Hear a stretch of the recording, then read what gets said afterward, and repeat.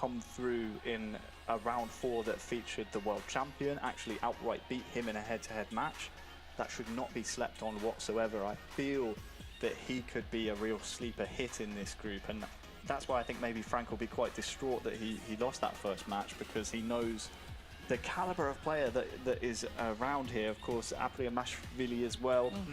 An unknown quantity. We've seen it time and time again. When they come through, they can surprise some of the more favoured, if you will, players at this stage. But the most important thing, eFootball is not played on paper. You have to get it done on the day. And I feel like either one of these two, having seen that result, will know that there's a chance to make this a 2-horse race.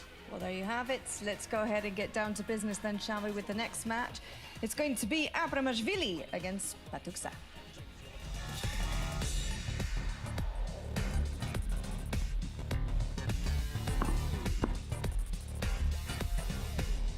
Hi, my name is Nick Apriamashvili. I'm from Georgia. I representing Europe and Africa in Inter finals. მე პირველად ვარ მილანში და ეს არის ჩემთვის ძალიან დიდი გამოწვევა და ველოდები რომ ძალიან სნახაობრივ თამაში შეძლებ მოვიპოვებ გამოჩვენა. რა თქმა უნდა მე მოუთლიანად ველოდები რომ გავიმარჯვო და გავიმგზავრო ტოკიოში. დაახლოებით eFootball-ის თამაში დავიწყე 2021 წლიდან, ანუ დაახლოებით 5 წელია. ჩემი სტილია უფრო მეტად, რა თქმა უნდა, შემტევი, ვცდილობ უფრო მეტად ყურადღება მივაქციო თავდასხმას, თუმცა ასევე მნიშვნელოვანია დაცვაც და ვცდილობ მაინც შედარებით უფრო დაბალანსებულად ვითამაშო.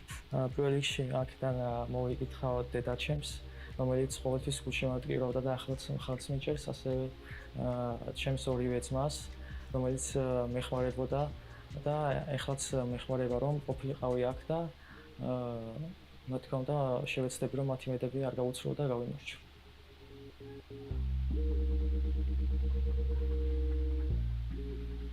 Hola, soy Patuxin, tengo 24 años, soy de Argentina y represento a América por el evento del Inter. Mis expectativas en la final es de dar lo mejor y tratar de ganarme ese lugar en Tokio. Jugar y fútbol, bueno, comenzó siendo un hobby y ahora con esto de los eventos, que se puede viajar y todo, te motiva mucho más. Desde pequeño me gustan los juegos, así que jugar y fútbol a mí me encanta. Juego y fútbol desde agosto del 2024. Me gusta tener la pelota, me gusta tener la posesión y aprovechar los huecos que deja el rival.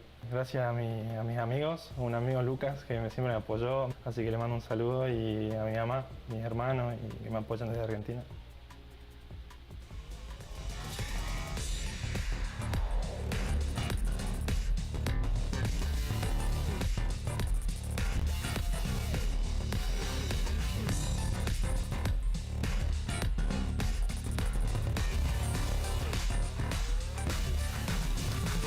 Apriamashvili against Patuksan is going to be our match number 2. Georgia taking on Argentina. It is Europe against the Americas. Alex, two newcomers at least to our eyes. This is going to be a very, very fun game, because both of these men will know there is a chance to put yourself head and shoulders above other competitors here in this group, having seen match number 1.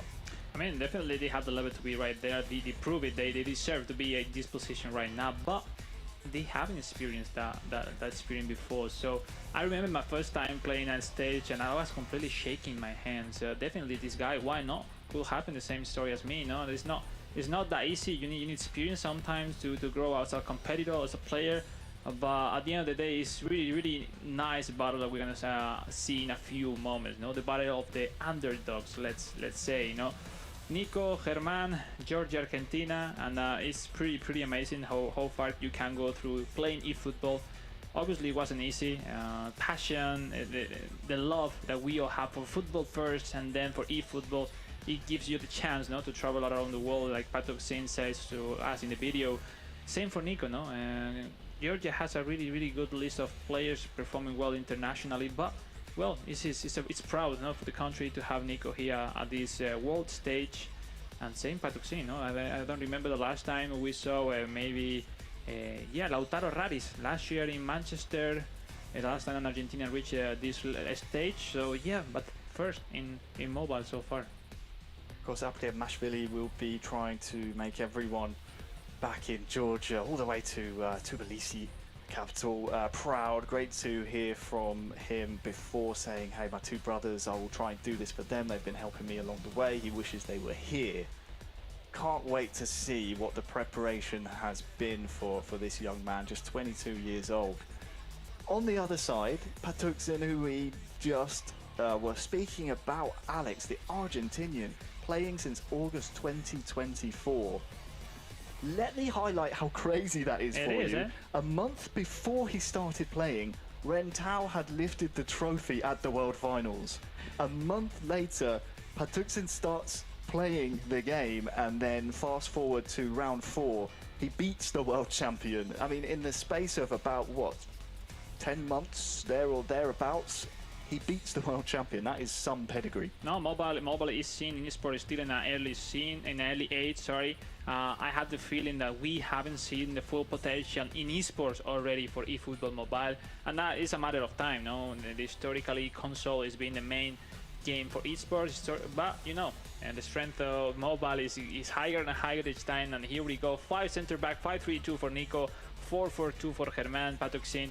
Really interesting matchup, and let's see who take home the 3 first points for them in the standings. And Harry, on you. Well, everything to gain, nothing to lose for these two. It is match number 2 of the Inter-Club Event Finals for the eFootball Championship 2025. Apriamashvili of Georgia against Patuksin of Argentina. It is the latter of the two, the Argentinian, in the away strip, Nice attacking this left-hand goal to start off the match. Look at the run, look at Dumfries with that lovely rhythm change, the cross, Joaquin Correa inside the box, the pass to Lautaro! Nice one, as we see Dumfries joining the attack with that right fullback. Almost in, Harry. Nice first attempt on target for Germán, the Argentinian, who is, starting strongly this game. He is indeed. We'll see what can be done with the corner coming momentarily. Following that first chance, we did see Apriamashvili try and get across, but it's headed on at the front post, only into the grateful waiting hands of Sommer. And now a chance to see what Nika Apriamashvili can do to impress us here. And well, that's a very direct counter-attack. Sadly, just runs out of play for him, though. I'm curious to see Patuksin is aiming to join the attack with the right back Dumfries, which means he lost the ball. He just had 3 defenders back then. Completely normal for the 5 center-back formation from Nico, joining the attack with both fullbacks, Di Marco and Dumfries. Pretty interesting matchup. Let's see who can make contact to the other one. Now Di Marco with the run, the misclick, trying the fake shot, some nerves, which is normal at this day for these two players. Is indeed. It's why you see so many of them carry those cloths, those towels, to make sure the screen is just as good as it can be for them. Marcus Thuram here, though, for Patuksin. Can't quite connect on the attack, and well, Thuram's giving this one chase. He won't get there first for the young Georgian. It's everything really mental, no? They are not feeling comfortable. The timing of their passes are not perfect, are not enough to go forward and create a chance. But at the end of the day, maybe a goal can drastically change the mindset of the game. Boy, went all the way through the forest of players there, but I think Sommer had a good angle on it. Yeah, it's pretty rushed, that shot. But now we got the counter by Nico, with Nico Varela. Nico by Nico. Varela, who regained the ball once again, is looking for the stunning cross. Deflected. And it will be long throw. Alex, that purple power bar, you know there's going to be an extra bit of pace on whatever input is queued up. If it's a shot, a cross, a pass. Especially when you don't feel that comfortable like they are right now, is perfect, no? Because you don't reach that much. You most likely you are not a concede a counter. So yeah, you try. If you get it, we'll see. Federico Di Marco with the cross. To the wall. It's off the frame and it's still bouncing around in the box. That will be.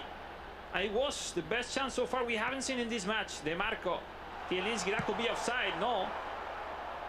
First real chance for Apriamashvili.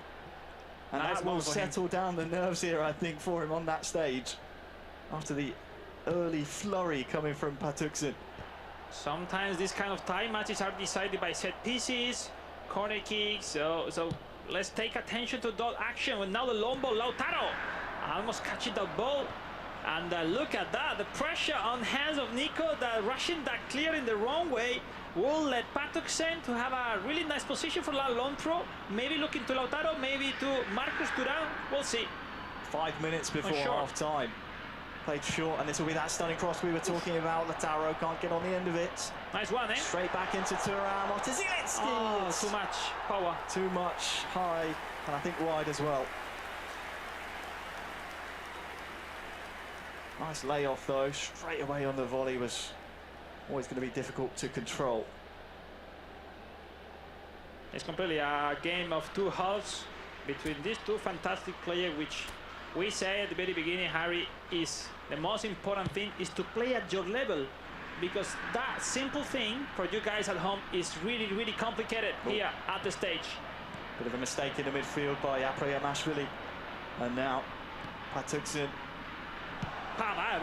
tries to get in behind, but Pavard gratefully into the stands there. 2 minutes, a minimum of 2 added on at the end of the first half.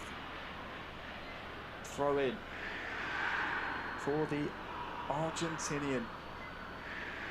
One of the newest faces we've seen take the stage. Another slide across towards Lautaro. I thought he was going to. On it. Yeah, but finally no. And the last action is no. Finally no. Well, intensity is good.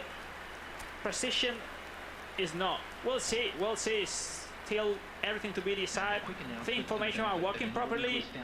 We haven't seen many superiorities, mostly mistakes, Harry, rather than good action. So we'll see if something changes in the second half. No substitution for the moment. In mobile, just to remember, this is a typical moment to make our last 2-3 ones, even if stamina is really high. But mostly the games run so fast and you have no timing to make a pause in the middle of the second half. I think we just saw, did we, there sneakily, Apriyamashvili just swapped the sides of his strikers, so I think Thuram and Lautaro will be switching things up here. Into the second half we go, and speaking of switching things up, they will be switching the sides of which they're going to be attacking here. It is Apriyamashvili in the home strip attacking the left-hand goal, and here he is in possession, the Argentinian. That's a really nice chance for Lautaro to try and find one of the 2 other white shirts. Can't do it though. And this doesn't stop. Look at the counter, but he needs the help of 2 more teammates. Look at the through ball. What a ball! Marcus Thuram has so many bodies around him. Can he get the strike off? No, just muscled off right by the goal. It wasn't stable that run. He was moving to the left, to the right, instead of being straight. Now another one. Marcus! No, it's offside. Nice try. Nice try. Thought for a second. Good initiative by Nico Apriyamashvili, the man from Georgia. And now with some substitution, Arnautovic for Germán Di Marco as a left winger in a, funny new formation for the Argentinian. Look at their counter target now will be off most likely. Oh, deep line. All right, Aslani deep line, just to have like a fake 5 center back. So it looks like a 4, but with the instruction of deep line, he goes together with the center back. He somehow wants to accumulate more Maybe players trying there. to plug the holes that are being left at the moment, that clearly It's not really useful. is able to try and cut through with those through balls. It's not really useful in console, but in mobile, definitely is a good choice. Let's see if it works for him. He can be maybe more defensively, and then with those counter, finally can score maybe the definitive goal for win the game. Goes for that 1-2 with Di Marco, but I think he is indeed offside. So a chance to breathe after that disallowed goal. No one is risking short passes, playing with long balls, more safe. But at the end of the day, safe doesn't mean it's enough, no? To get through and prepare and create a new chance. A good one. Well, I like the point you raised as well at half-time. Maybe it is the time to make those substitutes. The timer, the clock in the top left ticks down really fast in eFootball Mobile. So if the ball doesn't go out of play, we saw it in match number 1. Yep. and you don't get those subs in, Exactly. then there's no chance to swap out your tired players. So very, very good And if you point are that you losing, raised. Harry, you need something fresh. No, in this case, with the draw, maybe they are both okay with that, but drastically, a substitution. Oh, Lautaro impact to win trying to again. get on the end of this. Nice dribbling Nice inside dribbling. the box. Goes for goal in the end. Oh, what a goal! From where you came from, Nico! What a goal! What a finesse! To finally put the lead in this game to the Georgian Nico Primashvili, with just 22 years old, taking the lead in a crucial moment, Harry. In a really, really crucial moment, because 3 points are massive on his chances to reach the grand final. Look at this work from Lautaro. ভাবি বেশ ফুরফুরে লাগছে সবই আরিফেল র্যাকের magic Angles, no, with the effect, with the finesse. Wow. Welcome to the stage, Apriyamashvili. And with 20 minutes to go, he takes an important lead with that goal. Now we clearly see Apriyamashvili with blue defense line and one red line, which means offensive for German Patoksen. Now with the long ball, but those long balls with those really high defenders, difficult to. The Windows header, now the through ball. It's well safe. We're approaching the final 10 minutes. And if it's going to go here for Patoksen, it has to be very, very soon. Thuram out wide. Looks for that stunning cross, but Dumfries is able to stop that one at the first time of asking. And Nika has won the ball back. Apriyamashvili is controlling the game here in the final 5. Cannot afford really to give the ball away as he defends his slender 1-0 lead. That one's gone all the way through. Actually has it for Patoksen, but nothing going his way, seemingly here in the second half. As we are now just about to cross over into the 90th minute of the match. Everyone waits to see how many minutes are added on. The number is a minimum of 3, so not over just yet. Apriyamashvili just moments away from what would be a famous 3 points for the country of Georgia. But look at this counter-attack here. Just needs to win the ball back and then clear it up the pitch, and it will be Apriyamashvili who wins his opening game of the FC Inter Club Event Finals. A big 3 points for the young man from Georgia. What a performance there. Now, definitely an impressive and necessary victory at the end of the day for Nico, which those 3 points put him in a really positive position over the competition. It wasn't that bad performance from German, but Patoksen at the end of the day wasn't able to connect, to create a single great action, and well approached by Nico, which now still really look in great position. That 3 points, massive, and we see clearly. And now on top of the table, Nico and Sakti, the man from Indonesia who just saw before the week with the victory on game 1. Yeah, the first half was really open, wasn't it? It took 70 minutes to see any kind of deadlock broken here in this match. But the first half was very close indeed, with chances on both sides. And well, it's going to be an uphill battle, you feel, for Patoksen going forward. The Argentinian just sadly could not stop the pressure from Apriyamashvili. You saw there the disallowed goal that I thought was in, but then it was this work from Lautaro, turning 1, turning 2, and then the finesse into the bottom corner. Truly wonderful. That saw Apriyamashvili secure a 3-point advantage in this game. What an amazing result for him. It's going to be an uphill battle though for Patoksen as he falls to the wayside. certainly is going to be the case indeed. But hey, at least now we had the opportunity to see all 4 of our finalists for mobile in action. We get a better sense of what is still to come from them and what they can throw each other's way, because there's still so much to be decided.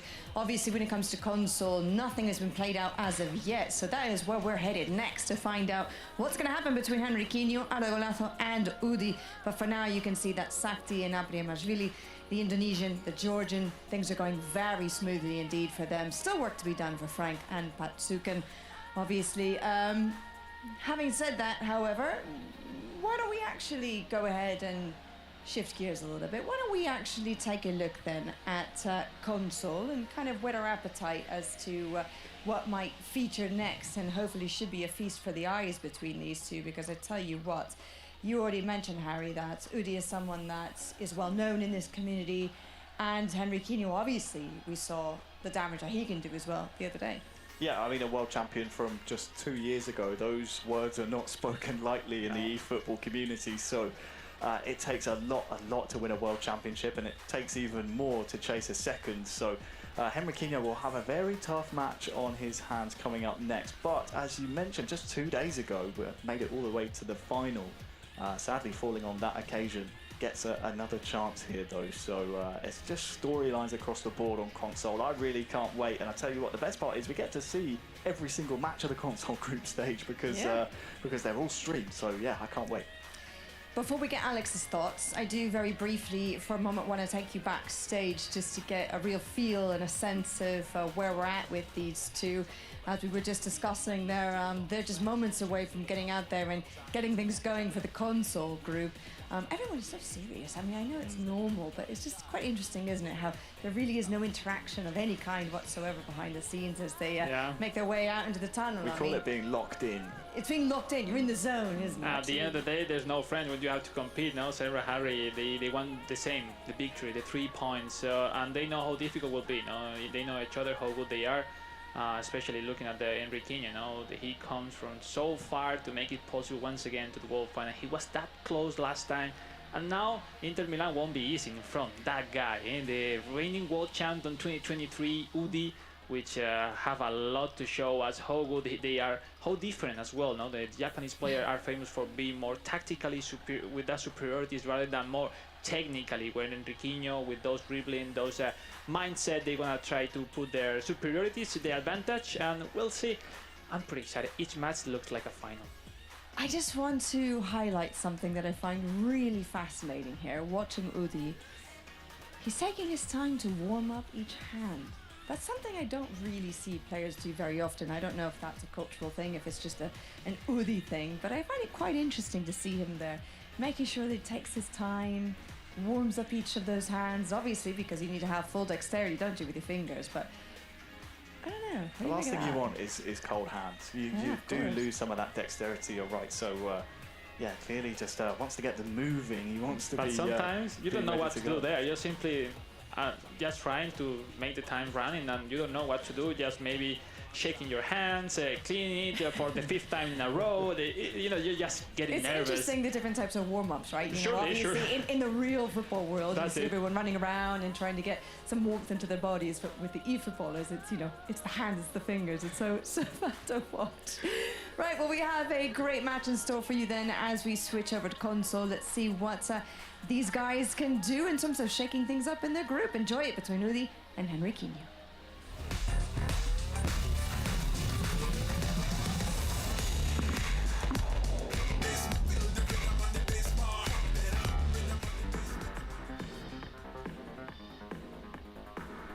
こんにちは、私の名前はウディです。日本から来ました。東アジアの代表として今回インテルミラノの大会に出ることになりました。よろしくお願いします。インテルミラノで出場することは、小さい頃からの夢でしたし、私にとってインテルミラノは、とても大きなクラブで、本当に好きなクラブなので、その代表になれるかもしれないというこのチャンスは、逃せないので、今回も頑張りたいなと思います。明日はもう優勝すること、ナンバーワンになることしか考えてないので、頑張りたいなと思います。勝てると思いますし、勝つために1年間練習してきたので、過去は世界大会でも優勝してますし、もう一度勝つだけなので頑張りたいなと思います。私にとってフットボールはもう昔から子供の頃からやっているゲームですので、ここまで応援してくれた皆さんのためにも頑張りたいなと思うので、日本の代表として頑張りたいなと思います。応援よろしくお願いいたします。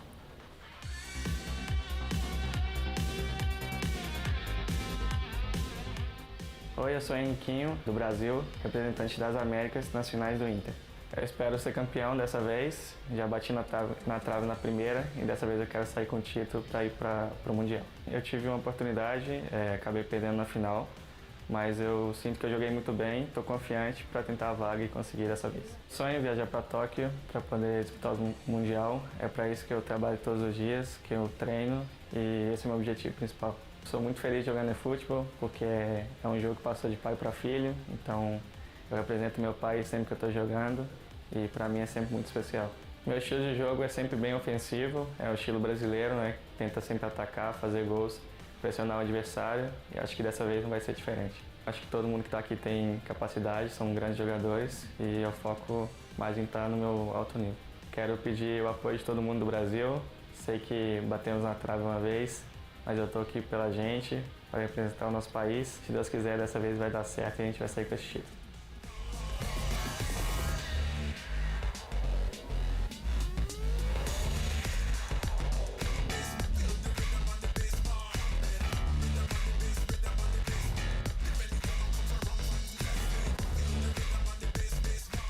A great show of sportsmanship between our next two players to take their seats and entertain us.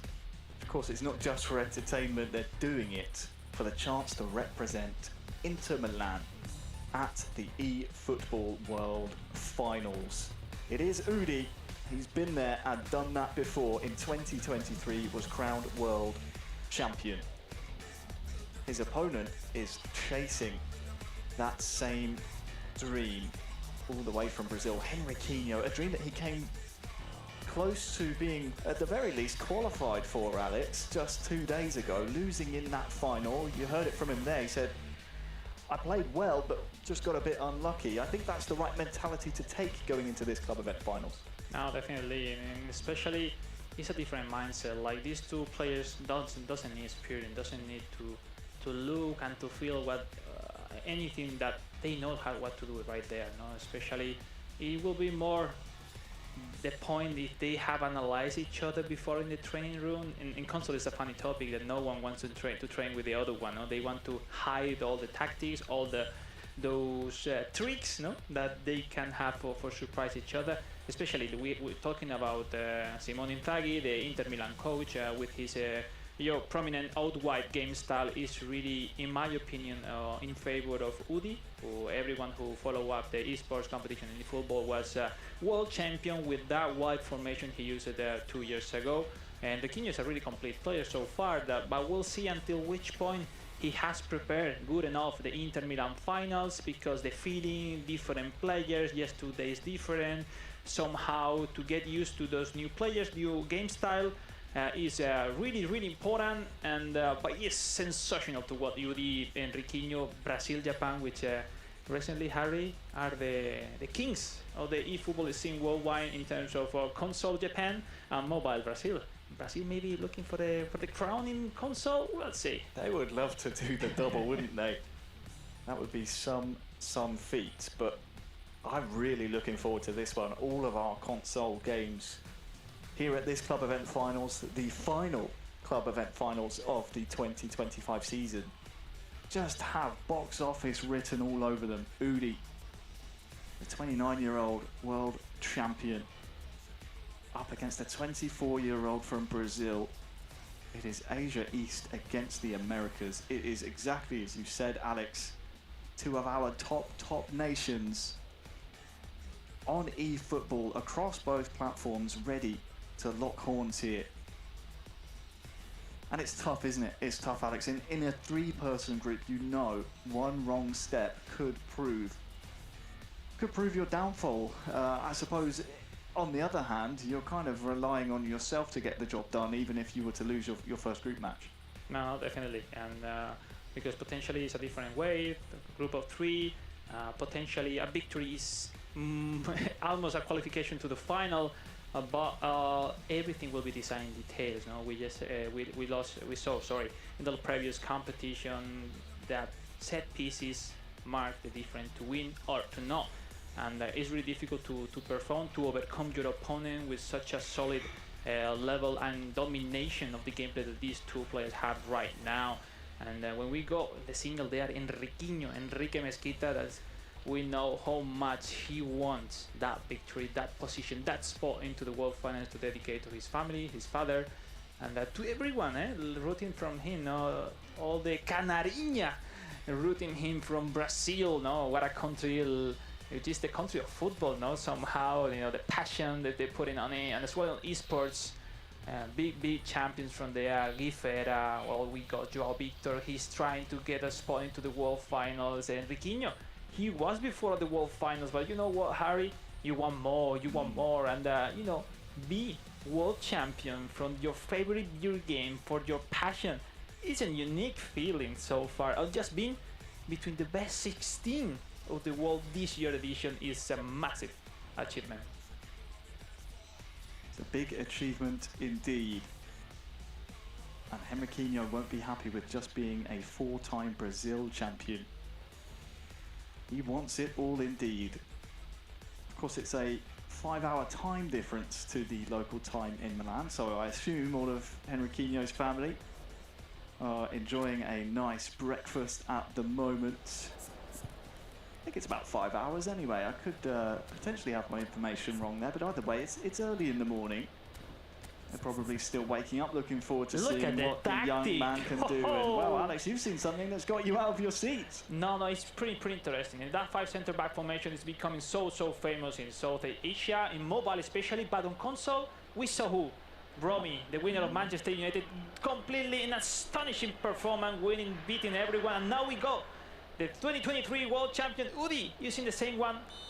Did Maya Gecko use it as well at last year's World Finals? I would have to go back and cast my mind properly at that, but either way, we're underway here. Oh, the mistake. Udi against Henriquinho. It is the 2023 world champion in the Inter Milan home strip. Attacking the right-hand side of your screen, it is the Brazilian Henriquinho in that all-white changed strip.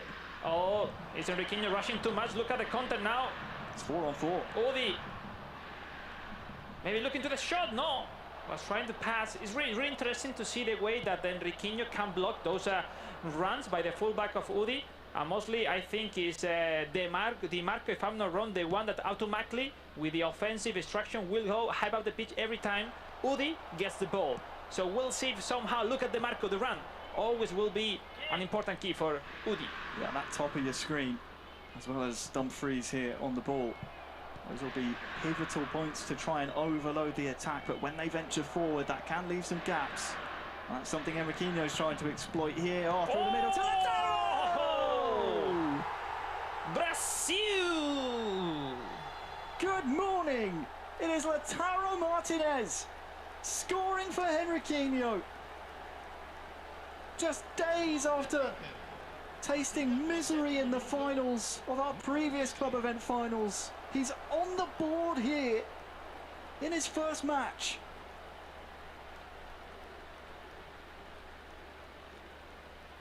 Nothing surprisingly, seeing how good is Henriquinho, but it becomes to be a surprise, like how easy and simple looks like that first goal for him.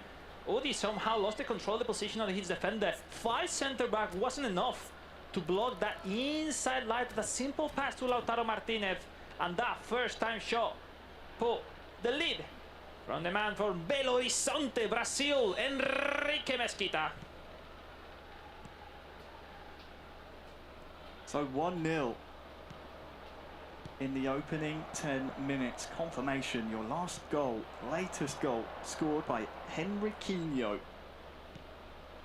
And he's looking to try and double his tally here as well. Lautaro is offside, but Udi's able now to try and start building again. And don't underestimate the man with the possession of the ball. Udi is a world champ, and we all know how difficult are to beat those players. Nice try. He's getting closer. He's getting closer, Harry. Yeah, I think something that Henriquinho will have to be quite switched on about is that Udi is starting to analyse his gameplay, and you can see he realises when Henriquinho's watching the runs off the ball, it's inviting Udi to venture forward with the likes of Çalhanoğlu on the ball. It's pretty interesting, the outward tactic game style out there. When you are defending, your players defensively, they are sitting deep, you know, so it's quite difficult to throw those quick counter. But we'll see. Somehow, great defensive, great recovery. Oh. It's Henriquinho! Once again! What a shot! Lautaro Martinez for Enrique Mezquita, 2-0. Look at that position. Pounces on the mistake. We see now when he was building the play, that mistake, Hakan Çalhanoğlu, and look that quick counter. Is Lautaro Martinez winning the back of Bastoni so easily. Great pass, great finishing. Is Brazil leading 2 goals up over Japan? Little nod of the head in appreciation from Henriquinho. Lautaro making it 2. And following the goal, we are back underway. 2 goals in 20 minutes. For the man all the way from Brazil. Joaquin Correa, right after that wonderful pass, another chance for Henriquinho! It's a 23-minute hat-trick! Lautaro! What's going on? Is Lautaro on fire? It definitely is. Wow! Samba para Brasil! A canarinha a manos de Enrique Mezquita. 3rd goal. And what a banger, Harry. Like, you look at that. He's running back quite late on time in Udi to block that combination. And look at that left foot first time shot for Lautaro Martinez. This guy is on fire. The full momentum on his favor. Look at the celebration. Being 3 goals up against Udi is not easy. And it's really important because I will let you know something. World champions always appear. And I'm really relaxed because Udi will come back. Will come back. So you need to be ready, Enrique, because the pressure is now on the shoulder of Udi, and needs to react. 23 minutes. That's Oh, all it another took. missed pass. But you're right, Udi is just not very comfortable at the moment. No, he's not having the feeling of the passes. No, this is a horrible feeling, for a player. No, when you having that confidence in the short passes, on those change of play that he's trying from the right back to the left back. Look, another one. Nice defensive job by Nicolo Varela, and somehow Enrique is blocking those fullbacks of Udi, and I think that's the key, no? Enrique somehow is blocking the runs of the fullbacks and is making it really uncomfortable, Udi. Well, Udi's coming forward again. Finally, yes, he left behind the pressure, but now Augusto can't piece together the vital passes that are needed at the moment. He looks just uncomfortable. You said it correctly, and he's sticking with that 5 at the back formation. Alex hasn't wavered from that yet. Well, they were practicing from yesterday. They know each other, what tactically they are going to use, more or less. No surprises from Udi, no surprise at all from Enriquinho, but somehow Enriquinho is stopping the key of the Udi tactic, blocking those fullbacks that when they go high up the pitch, provoke an immense outnumber of players over his opponent. Now finally looking for Federico Di Marco. Hakan Çalhanoğlu. This is the chance he was looking for so long, but another mistake. Great recovery by Enriquinho. Just every passing lane seems to be cut off for him as soon as he wants to try and make that incisive pass inside. And we're about 10 minutes from half time. Henriquinho 3, Udi 0. And it is Henriquinho who just looks so comfortable here. Barella skip past his man, Dumfries is there as well for company. Inside to Zielinski. Will come back towards Thuram and Martinez. Oh, and it's Thuram! And it's 4! Under the legs. And that's painful. That's really painful because Udi was there to block the shot. But he was just with the matchup, not clearing the ball. That what makes the difference. It was Enriquinho putting the shot, putting the trigger. 4-0. We haven't seen such a big score in just one half so far in a long time here at the club event finals. But something is sure, Enriquinho seems unstoppable in this game 3. Well, it was the player of the week, Marcus Thuram, tucking home goal number 4 for Enriquinho. The previous 3 had been scored by the man who set it up, turned assister this time around. And we're still 5 minutes from half time, and Enriquinho has the ball again. He's still with the possession, no? It looks like he's having a hard time to clear this play. Enriquinho! It's 5! I am speechless. No. There's only one playing there, and it's Enriquinho completely dominating and approaching the weakness of Udi, that somehow his tactic is completely broken. There is two parts, defense and attack, and that unlucky rebound, it was Bisek, with Çalhanoğlu. That rebound was really well approached, that for Enriquinho, that somehow is getting everything on his favor, tactically, rebounds, momentum, and he's been really clinical. Harry, it's not easy. He's scoring almost every chance he got closer to the goal. Unbelievable. This could end up being what we would call back in England a cricket score by the end of it, unless Udi can start to threaten Enriquinho's goal. Martinez for him now. Outside to DiMarco with the cross in towards Marcus Thuram. Çalhanoğlu to DiMarco, lots of space to try and find his man across the floor. Still on for Udi. Still alive, Thuram to Çalhanoğlu! Whoa, what a finishing, Udi. Great comeback. Still on track. It's not over. The world champion is now on the board.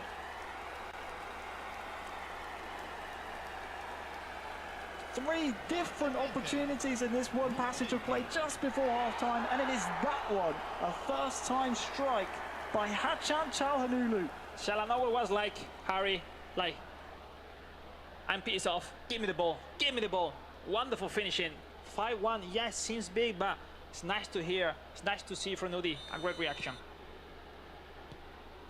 6 goals in the first half between these two. The last one will be for Enriquinho if he wins the header. Lautaro no. And we will go through the dressing room with a massive score, Harry. 5-1 between two players that completely could be fighting for a world championship. So it's completely unexpected. Enriquinho has entered the game in a wonderful way, and is now the pressure on Udi, and well, he will respond 100%. He will respond. Well, the second half is underway. I was going to say, don't adjust your phone, your screen, wherever you're watching us from. It is half-time, not full-time. And we're in the second half now. Enriquinho in the all-changed white Inter Milan strip, attacking this right-hand goal. Marcus Thuram giving chase, and, well, it will be a corner for his efforts here. Yeah. It looks like nobody's Enriquinho having the corner kick on his favor, looking for Pavard, Thuram, many options there in the corner kick, maybe playing short. Yes, short for Joaquín Correa. Well, he's just dancing in and around the box, isn't he? Trying to find that all-important pass that could split open the defence, but it's allowed Udi to now try and break. Çalhanoğlu has held his run as long as he could.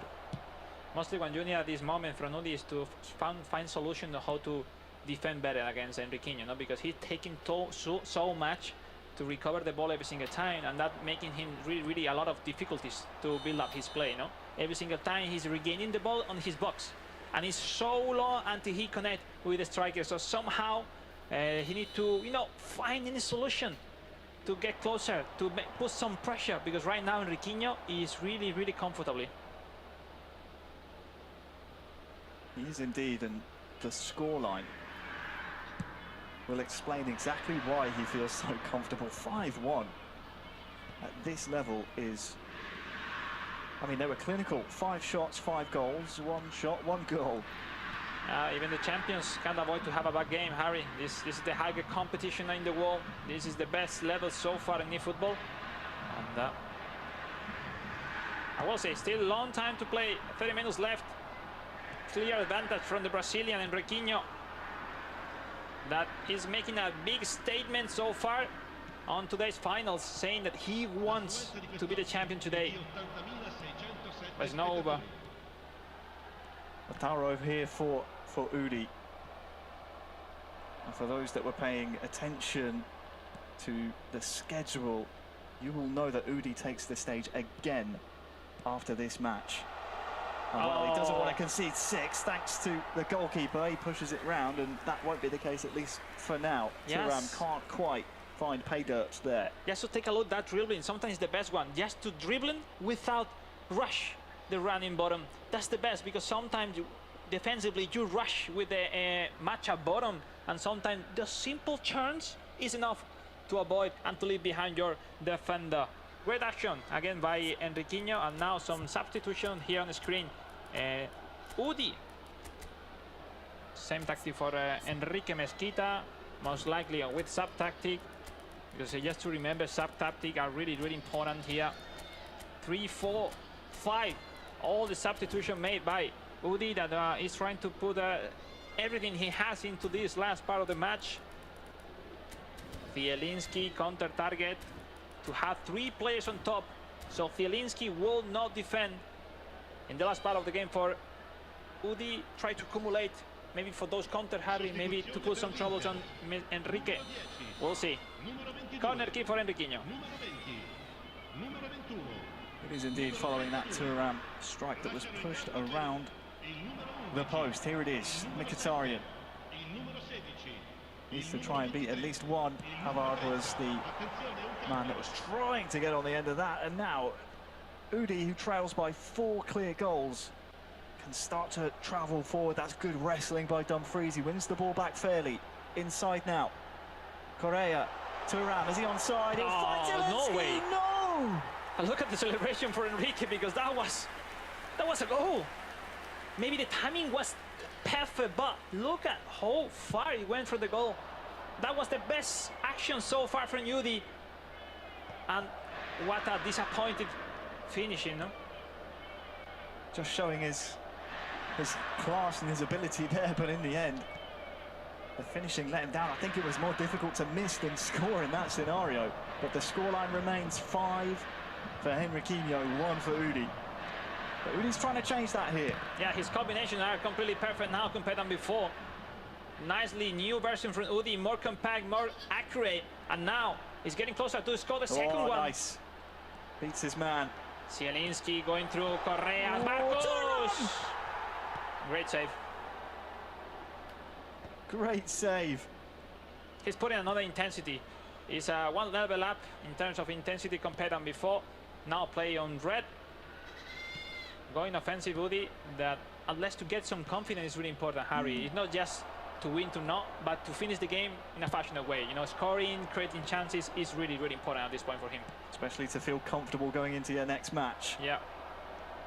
Bastoni regaining 1 and twice the ball. Someone that is so comfortable at the moment is Henriquinho. Just everything he do, it does look effortless. Everything he does. Has been giving the ball away somewhat 10 in the minutes second left. half. As you say, 10 minutes to go. But Henriquinho is impressive how he has defended the wings of Udi. No? Completely, Udi has no player to connect with. Simply the wingers are blocked by the marks of Henriquinho, and is just letting Udi to play on the center side, which he doesn't accumulate as many players that we can expect from. And that's the problem. He's struggling. He has no players to connect with. Wonderful job by Henriquinho to analyze and to stop tactically Udi in this match. 5 minutes to go, and this one is now out of sight for Udi. Henriquinho has played a blinder. Those 5 shots finding the goal in the first half. Well, how much he would love to run that goal difference up. Marcus Thuram here has found the space on the right side of the pitch, but Bastoni stoically stepping up.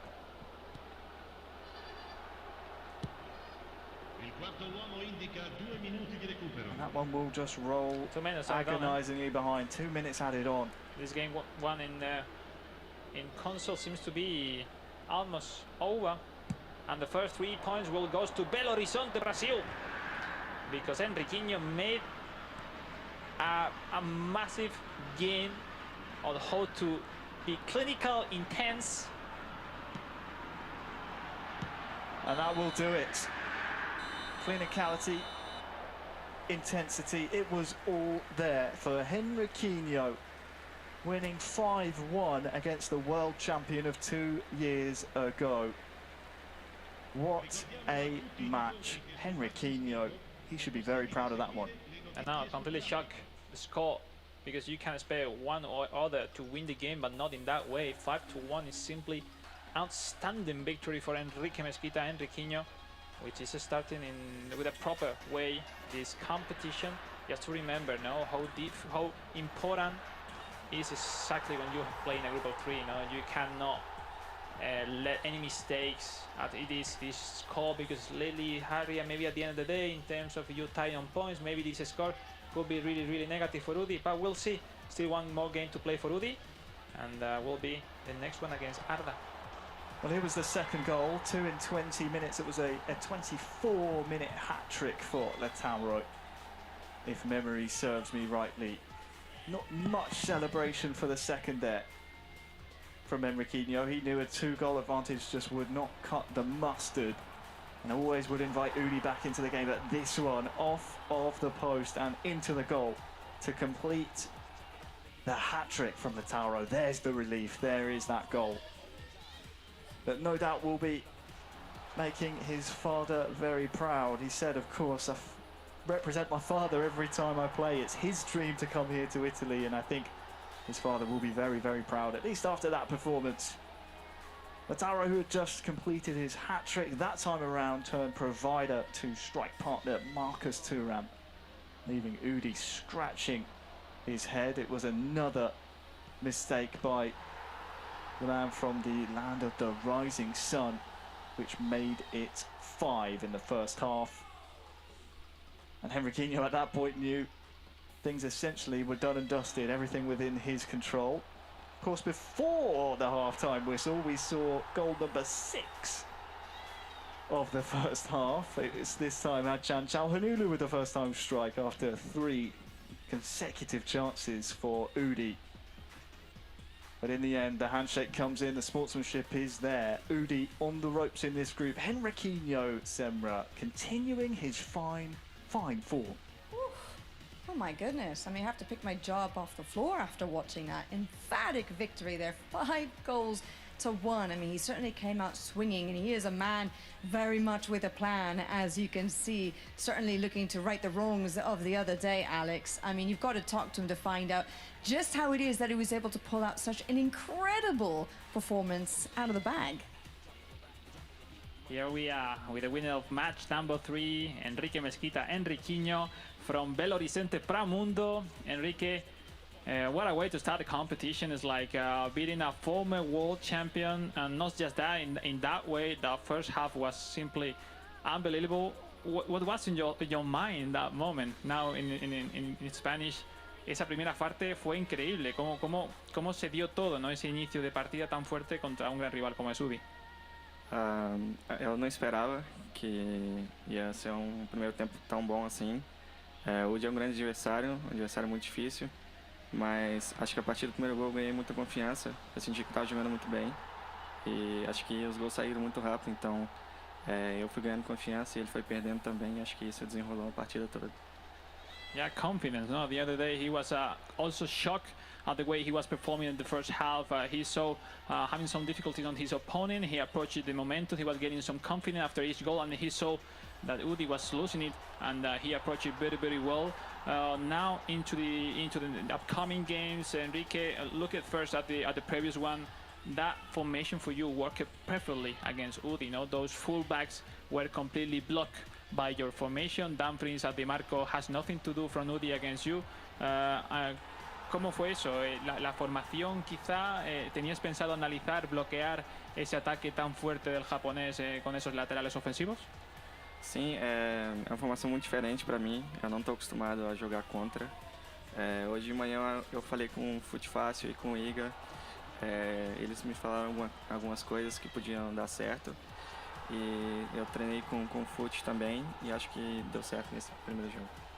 Good to hear. No, he was like analyzing and seeing how to stop, because that formation is not comfortable, not used to play against it, and talking with Fute Fácil and other fellows countrymen there in Brazil, how to, block that advantage that UD is using into the competition. Now, one game left. Arda, it's not over, it's not done already, the qualification. Any thoughts before your last match of the group? Arda também é um grande jogador. Eu acho que vai ser um grande jogo.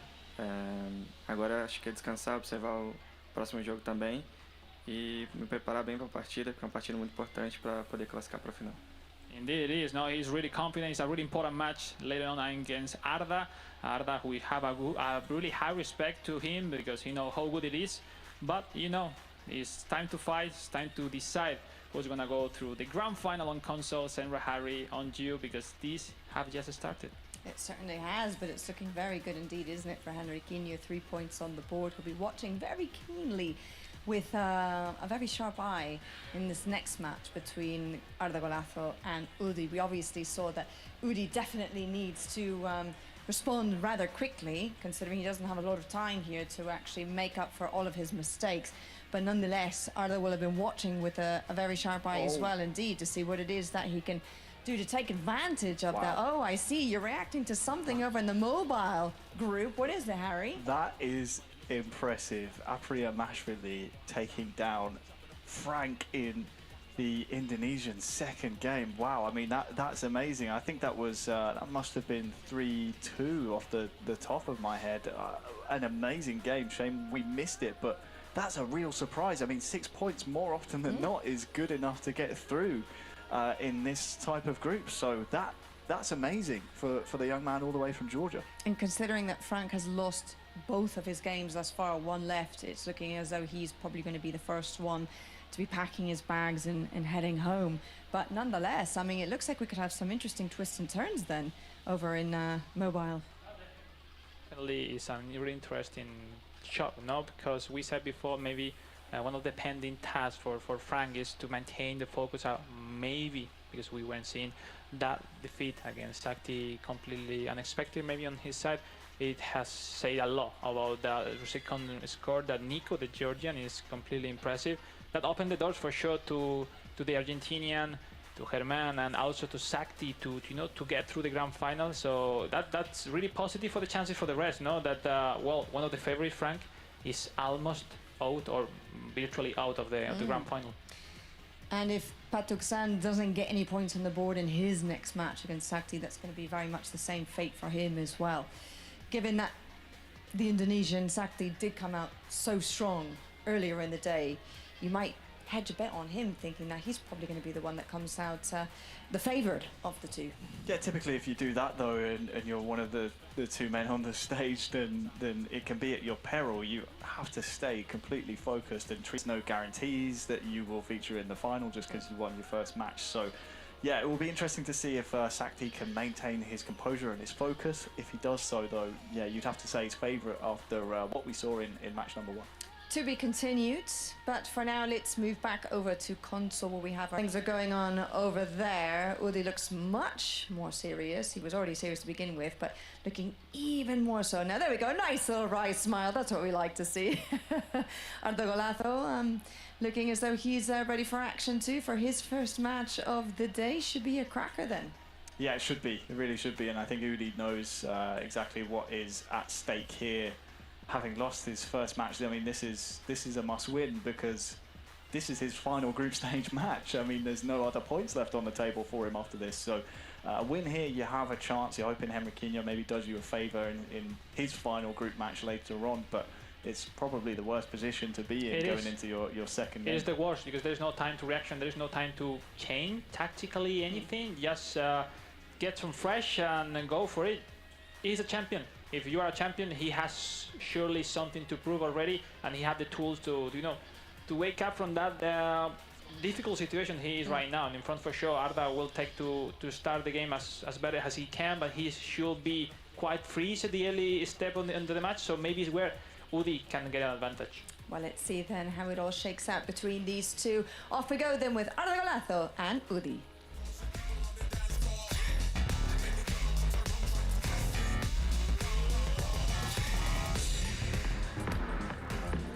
Hi, my name is Arda. I'm 18 years old. I'm from Turkey, and I will be representing West Asia region in the Inter Milan club finals.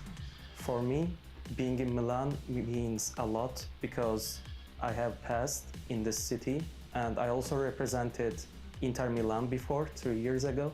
So winning this club finals would mean a lot to me, and representing Inter Milan in the World Finals is a dream for me. I have been playing eFootball since 9 years. My first game was Pro Evolution Soccer 2016.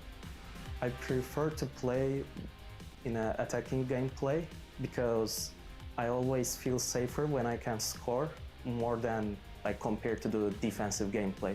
I believe my toughest opponent will be Henriquinho because he also played for other club final, which might mean that he's already experienced in the club events, but this doesn't mean that I'm not capable of winning it. It means a lot to me to play for Inter. It's my favorite team in Italy, of course. I represented it before. Make sure to support me for my family, friends. I really appreciate them, and I'm sending my heart to them, and hopefully I will make them proud.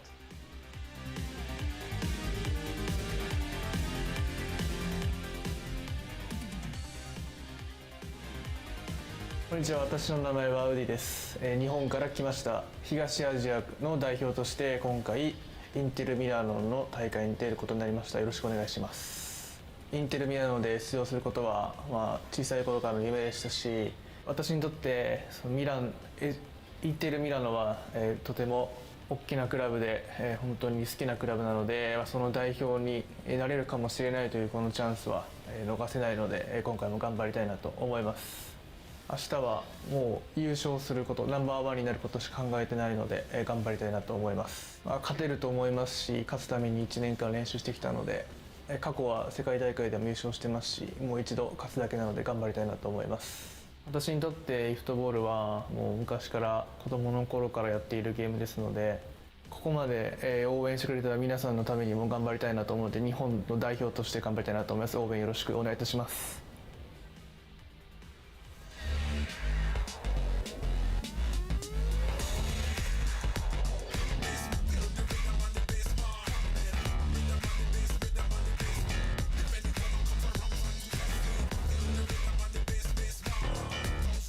They're out the tunnel now, and for one of them, it is going to be do or die here at the club finals from all the way back in 2023 when that man was crowned world champion. We haven't heard too much from him. We've been waiting for his return in this type of environment, and now he needs to prove, Alex, exactly why he was crowned world champion. Indeed, that's the moment. That's the moment. Champions has to appear, and this is perfect momentum for Udi, for the Japanese to prove it. In front, Arda Golazo, such a big talent, recent star. Well, not that recent star, he's a star already at the eFootball, but you know, we are always asking more from him. No, he was a former Inter Milan eFootball pro player back in the time. Now had the chance to represent Inter as well at the World Finals. And you know what? He has to be there to prove it again why he is such a good player. Different story, difficult situation as well for him. He hasn't played any game already. Udi comes to have finally the last 15-20 minutes in a way better performance as we saw in the early part of the game one. So that could be positive. We'll see. We'll see. It's not easy to be on the skin of Udi right now. It's like a lot of mindset, a lot of things running over his brain. Keep the same formation, change formation, change maybe some in the advanced tactics, advanced instruction. maybe my opponent now will know how to block my fullbacks. Maybe he don't. You start to think too much. Sometimes you overwhelm really deep in your mind, and that's really negative. It's the worst thing you can do at this stage. And Udi will know he has to stick with exactly what got him this far. Great to see Arda Golazo back as well, the young man from Turkey. We want golazos or no? We can just call him Ardo. No, I mean golazos is what we say when you just we'll got a say we super could, goal. if he scores, of course, Udi will be hoping that's not the case. But the man from Turkey, we remember him, of course, from when he made his debut, 15 years old, for the very club of which shirt he wears right now, Inter Milan. No, exactly, and it's a guy that is not fully into the competition scene. He's mixing with his university. We said before, he's studying right here, that close to the venue in Milano. He's from Turkey, but studying here in Milano.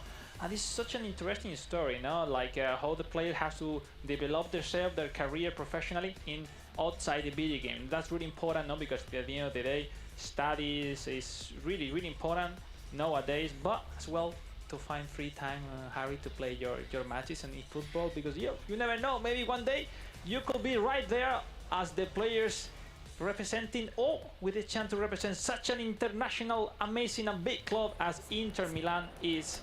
And look at the tactics. Interesting information by Arda Golazo. The same already for the moment so far for Udi, which with Hakan Çalhanoğlu as Lani keep on that positioning, and we'll see if that left winger from Arda Golazo can block those runs, or Dumfries, I guess, which is the man that will face off. It's time to go. It's time to see a potential semi-finals, to be honest. And then it's a final. They have to do their best, and let's make the best win. Well, I can't wait for this one. 11-year age gap between the two, but all is the same. In the eFootball server, we are ready to go. Arda Golazo against Udi. You can see how the console group table things are as they stand. Udi needs to win, and he needs to win well. He will be in the changed white strip. It will be the 18-year-old Turkey international in the home strip. As you said, just a stone's throw from his home where he's studying here in Milan. Nice build-up. That's really nice. It's very nice. It's Thuram! And it's Arda Golazo!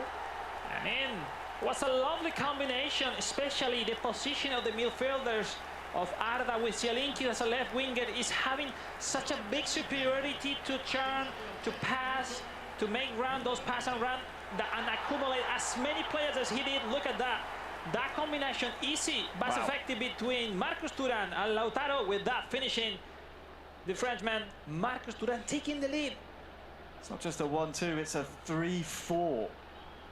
And then the finish by Thuram just compounds the misery for Udi. It has not been his day so far. No, especially with the cursor. He's not finding the fast enough to switch cursor to the right defender to be on time. He's quite late. We'll see. It's just the beginning. But same feeling so far from the champion, from Udi. So in the opening 5 minutes, Arda scores first. And he looks very comfortable here with Lautaro Martinez. As you rightly pointed out, Alex, he represented this club for around 2 seasons, I believe. So he knows it very well. Knows what it means to don the blue and black shirt. Much better combination now from Udi, having the superiority for Federico De Marco in the left-hand side, looking for the cross! Here it is, no! Great save. Necessary save. First time he found solution from the left fullback, Federico Di Marco. And that could be one of the keys now. Mistake. Some big mistake from Arda Golazo, conceding a corner kick in favor of Udi. That need to approach it. Çalhanoğlu looks to be towards the back post. There was a few white shirts in there. Bastoni. Dumfries into Thuram. Really nice turn. Oh, Emmanuel save.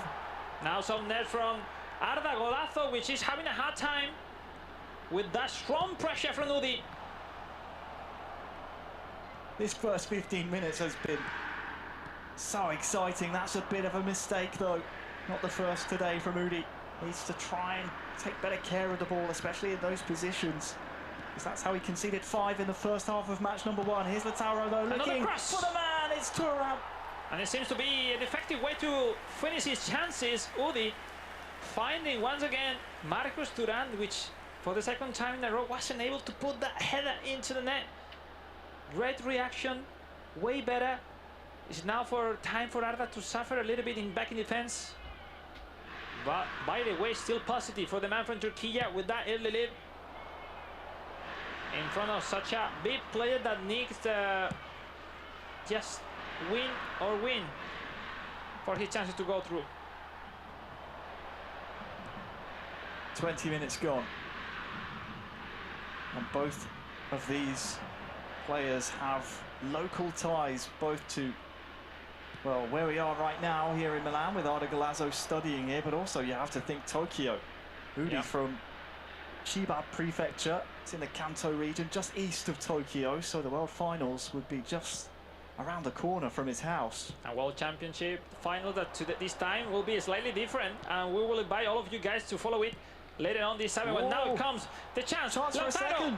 No, great block, Bastoni, and another mistake for Udi. Can't maintain possession. But solving that mistake with Bastoni once and again, but missing that pass. Hakan Çalhanoğlu, the anchor man, special card for. Oh, look at the pass. Oh, that's really nice. There's Lautaro trying to feed it back across. And it's Thuram again. So much patience and vision. And it's Thuram doubling the lead for Arda. It's another golazo for Arda Golazzo. No, it's a super golazo from Arda. Look at the replay. That extra press from Lautaro, making it like a sweet over the foot of Marcus Thuram. Arda Golazzo putting some advantage, so a massive one, 2 goals up over the Japanese, which is over the edge to get eliminated from the competition.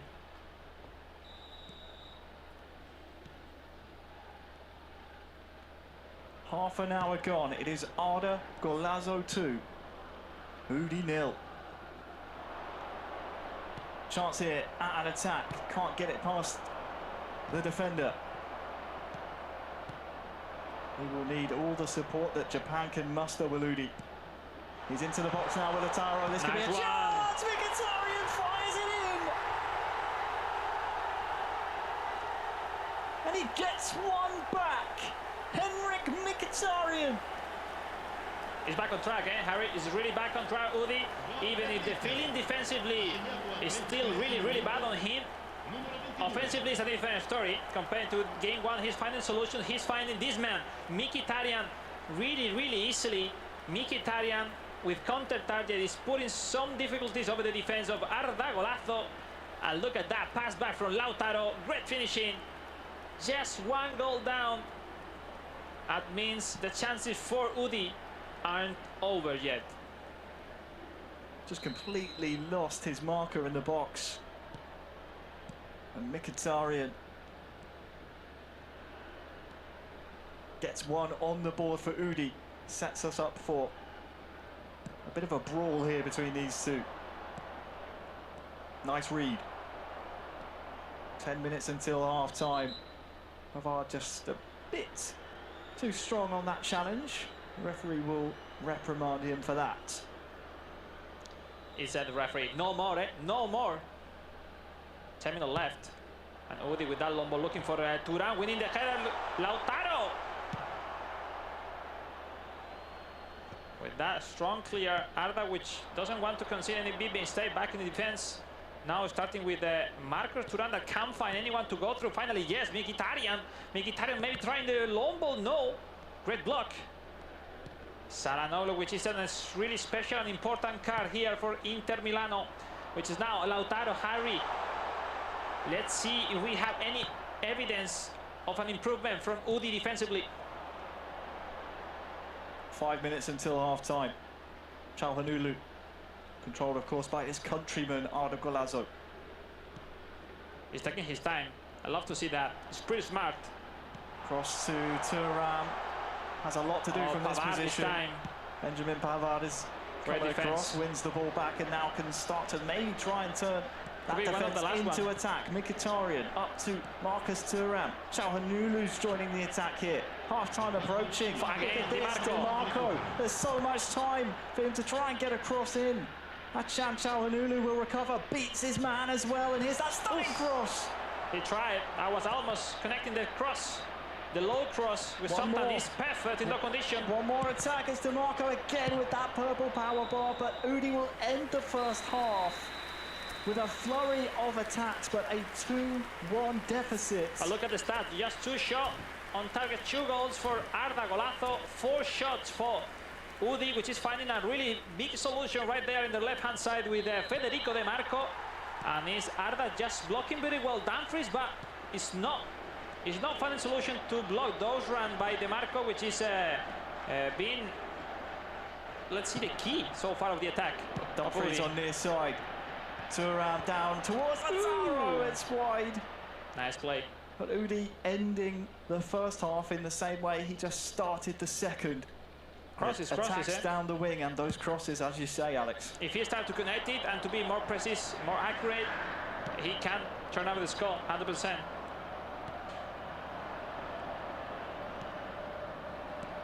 Nice way to regain the ball. Arda giving the ball away. Mkhitaryan, scorer of Udi's lone goal in this game. I was expecting more control, more possession from Udi. He's quite aggressive in the way he want to go through over the pitch so fast. I wasn't expecting that from what I saw in the training. And but yeah, you know, different situation, and he needs to score. He needs to go for the win. Nice play from Udi. Gets it to Mkhitaryan. Çalhanoğlu. Nice prediction by Arda Golazo with Bastonin, and now going half up the pitch and try to connect with his center forward. Meantime, Çalhanoğlu winning some time with some calm, trying to build up his play, accumulating, moving from left to right, but not enough this time. Time is running almost on the headline in the moments where substitution could appear, but now is Udi trying to go forward. We're approaching the hour mark, and we're just looking for that game-changing moment here soon. Substitutes on the bench maybe starting to warm up, as it's the time where subs can really make an impact. Arda here with Zelensky and Berea outside, turns one and tries to find Lazaro. Can't quite make it there. Udi living dangerously. Here's Mkhitaryan.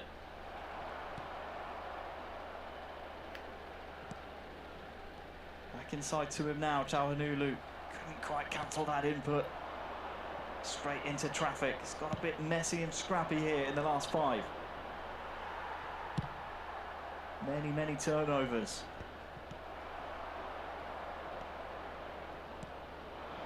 This is the typical moment where we are about to see something explosive, but for the moment, no control, no one having a great action into the game, no combination at all. But Arda on possession, Arda trying to get uncomfortable his opponent, when now wonderful shoulder charge by Aslani. And now they start the counter of Udi that need to score as soon as possible. Predictable and defended by Arda, but losing quickly the ball again. That can be really dangerous. Mkhitaryan tries the 1-2 with the Lazaro. Look at the ball, eh? Oh, that back heel improvised. pass. And he wins the ball back actually with the tackle off of Dumfries. Nice super cancel. Zelensky, can he find a blue shirt? Yes, he can. It's Marcus Great save. Thuram. What a save! That pass back for the man running the second line was simply lovely. That pass, this one from Zielinski for a Marcus Thuram in a perfect spot. Harry but with the manual goalkeeper, this time Udi in the right choice, in the right position, waiting. That shot. Seeing Udi opt for Martinez in goal Di Marco for instead of Jan Sommer. Arda. And also he will get closer, he will compact a little bit his midfield. He getting Davide Fratesi. For Udi, we got Zielinski, Fratesi, Nicolo Varela, and a left back to join the attack, Carlo Augusto. So no more Federico Di Marco for Udi, and now all the attack will go through Carlo Augusto, as we see only going with one full-back offensive. The champion, the Japanese, Udi. Following the pause and the substitutes, it will be a corner on that far side to Arda Galazzo. Currently in control of the game, but only by one goal. It is in towards Thuram. Punched away. Udi surviving and on the ropes here. His tournament life hanging in the balance. Oh, and nice ball. Through is it to Correa? It will be another corner. But better header by Bastoni, avoiding that pass making through. Another chance for Arda. Maybe going on short, maybe not. Looking for Bise to win the header. The pass by Fratesi with the shot. Oh, great save. Another save. What another great save. Pushed round the post, it will be what feels like the 1000th Arda Galazzo corner. Fratesi, who scored recently a really important goal for Inter internationally. Another corner, this time headed away by Udi. He's under siege here. Still the pressure, eh? And a draw wouldn't really do him much favours either. Good moment so far for Arda to finish the game, but now the reaction can't happen already. He's just pinned in, there's no outlet for him, can't get this ball Another out goal of his defence. Will be the end for Udi in this competition. Udi, who hasn't connected with any single action passes in the last moments of the game. Still the pressure. Is Marcos Thuram inside the box? He's got the strength. Who can he find? Who's there? It's only the goalkeeper. Oh, the mistake. He knocked it in the off-post. Udi is living so dangerously. 8 minutes left. Now, finally, the time for Udi to go hype up the pitch to create a good chance. Fratesi winning the support. Correa, the pass in. Bastoni. But a reminder about Udi's goal difference. He lost his first game by 4 goals, so a draw would almost not be enough for him. You'd not be expecting Henriquinho to do him a favour. Exactly, Harry. But at least, better a draw than a loss. That will automatically send it out of the competition. Still time. Nice change of play, looking for Carlo Augusto. They haven't touched the ball already. Seeing the substitution. Nice, lovely combination. Fratesi looking for Correa. It's offside anyway. In the 90th minute. Oh, 1 millisecond late to stay down. That pass. Udi playing offensive, Arda defensive for those last moment of the match. Let's see what the number is. We need to keep this possession, or to do exactly that, clear the ball. Only 2 minutes added on, and I don't think there will be enough time. Certainly not for a win, but this will be the last chance here for Udi to salvage anything from this game. He's given the ball away. And Arda can clear the ball, and Arda will win the game. 2 goals to 1. The 18-year-old who made his debut for Inter Milan 3 years ago at the age of 15 puts 3 points on the board. Massive victory for Arda chances here in the competition today. We saw a better version for Udi, but definitely not enough for him to make it possible to force a draw, to get a victory. And at the end of the day, those momentums are not in your favor, when you have not the feeling. Let's get the replay. The first goal here from Arda. Udi wasn't already feeling the cursor pretty well, coming late in every single action, every single pass from Arda. And that makes it so simple for Arda Galazzo, that who approached a great start of the game to hold the win, to hold the score, and to bring a massive 3 points for him today. That is exactly what it is, a massive 3 points. And it took a little while before we saw Udi really settle into the match. This one probably the pick of the bunch in terms of a team goal that we've seen so far today. And we've seen plenty of goals today. Thuram turning that one into the net to give Arda his 2nd goal. And Udi knew he would be facing a big challenge. Henrik Mkhitaryan, a few moments later, would hit that first time strike and find a goal back and a glimpse of hope for the 2023 champion of the world. But it just was not his day. The day, in this match anyway, belonged to Arda Golazo. Just 18 years old, but he would love to represent this club once again. Was unfortunate in the end to not come away with more goals. We're seeing this late flurry. I think the last 10 or so in-game minutes, there were about 3 or 4 different opportunities for a goal. Another one, a third for Arda, but in the end, Semra, he comes away with the 3 points, and I think that's what he'll be most happy about. Absolutely, and I tell you what, it's interesting how a world champion has been dispatched by 2 different competitors today, and I think that it really speaks to just how players have actually evolved over the last couple of years in such a short amount of time, just how competitive everybody has become and how high the level has become as well all across the planet. Arda Golazo certainly proving that to be true today. The young talent, 18 years old from Turkey. Alex, let's hear what he has to say about getting those 3 points on the board. Things are looking very good for him to be in the grand final later on. Here we are with Arda, the winner of the match, number 4. Some beauties, golazos you gave us in the match. Well enough to get the 3 points. 3 points that are massive for your chances to get into the grand final. But how was? We saw you quite nervous at the beginning to hold the control in defense as well for your opponent. How you deal, how you are right now? Yeah, I'm feeling pretty great since I got the win, and it's awesome to start the journey with 3 points, especially for group stage. It's really important to qualify for the finals, and my opponent played pretty well. He was also close to score. Maybe at the end I could have scored as well.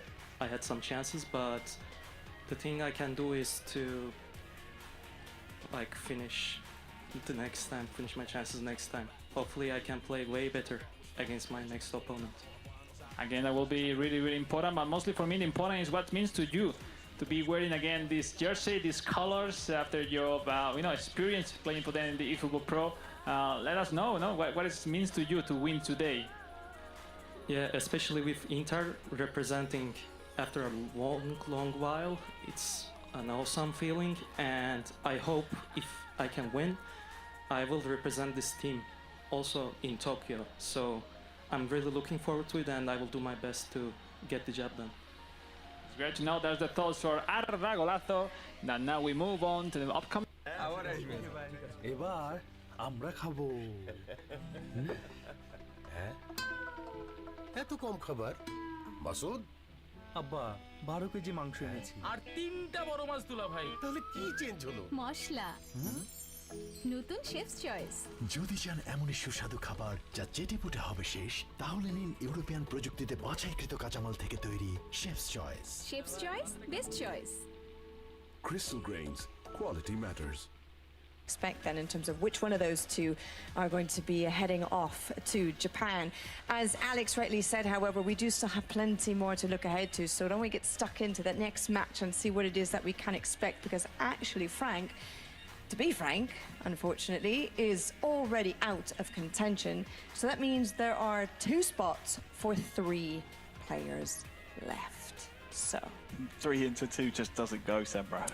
That's the unfortunate reality of the situation for our remaining mobile contestants. I'm really looking forward to seeing how the group table has stacked up, because as we saw before that match, the young Georgian coming through and doing a fantastic job, winning 2 of his 2 matches so far. It is an impressive performance. I don't want to say we underestimated him coming in, because quite frankly we didn't really know what to expect, but I think now he's made us all sit up and take attention and realise that this guy's the real deal. We saw more packed the scene into console compared to mobile. No, definitely the Georgian is showing that up that they're still quite open to reach that level that fast, and to be here emerging, performing in front of the lights, in front of everyone looking at home. I wanna make sure that at the end of the day those topics, people talk about like the calendar. We saw Udi that sometimes play 2 consecutive games are positive. You win first one, but then if you don't perform that good in the first one, you have no time to really react. I think he has to be disappointed, but at the end of the day, we need to mention that no one has to be disappointed to be here, not to perform, to not to reach the final, to not to be at the World Finals. Just to be here is such a difficult achievement, but obviously for a guy who has won the World Championship, for a guy who his goal is just to be for second time World Champion, we can understand really his brain right now for sure. Well, don't rule him out for next season because you just never know, of course, what You can never happen know. a year from now. But we do have our next rivals who are ready and locked in the tunnel. Let's have a quick glimpse as to how they're shaping up ahead of their next fixture. It's Frank, as we said, who unfortunately is already out of the competition, but Patuksan, well, he still has an opportunity here. And talk about someone who had the opportunity to analyze the video footage, to go back over his performance, having lost that opening match. Still no points on the board if memory serves me well. So he does have a slight opening to get something here today, which would still keep him alive in the possibility, in the realm of actually reaching the grand final. Yeah, indeed, and we don't know the result that went down between him and Sakti, so for all we Good know, point, there yes. could be everything to play for here. We could see either of these two really just go out and play for pride, or there could be something at stake. We're looking forward to seeing great eFootball action anyway. eFootball Mobile always has fast, frenetic pace. The timer goes very, very quickly, so you have to be clinical, and that's, I think, what these two will try and do here. Well, hopefully at some point we'll be able to get a look at the group stages and just kind of see where we're at with all of those points. But I think for now, we are actually just going to continue to roll on into our next match and focus on what is going to happen here between those two then. So let's go ahead and get to it with Frank and Patuksan.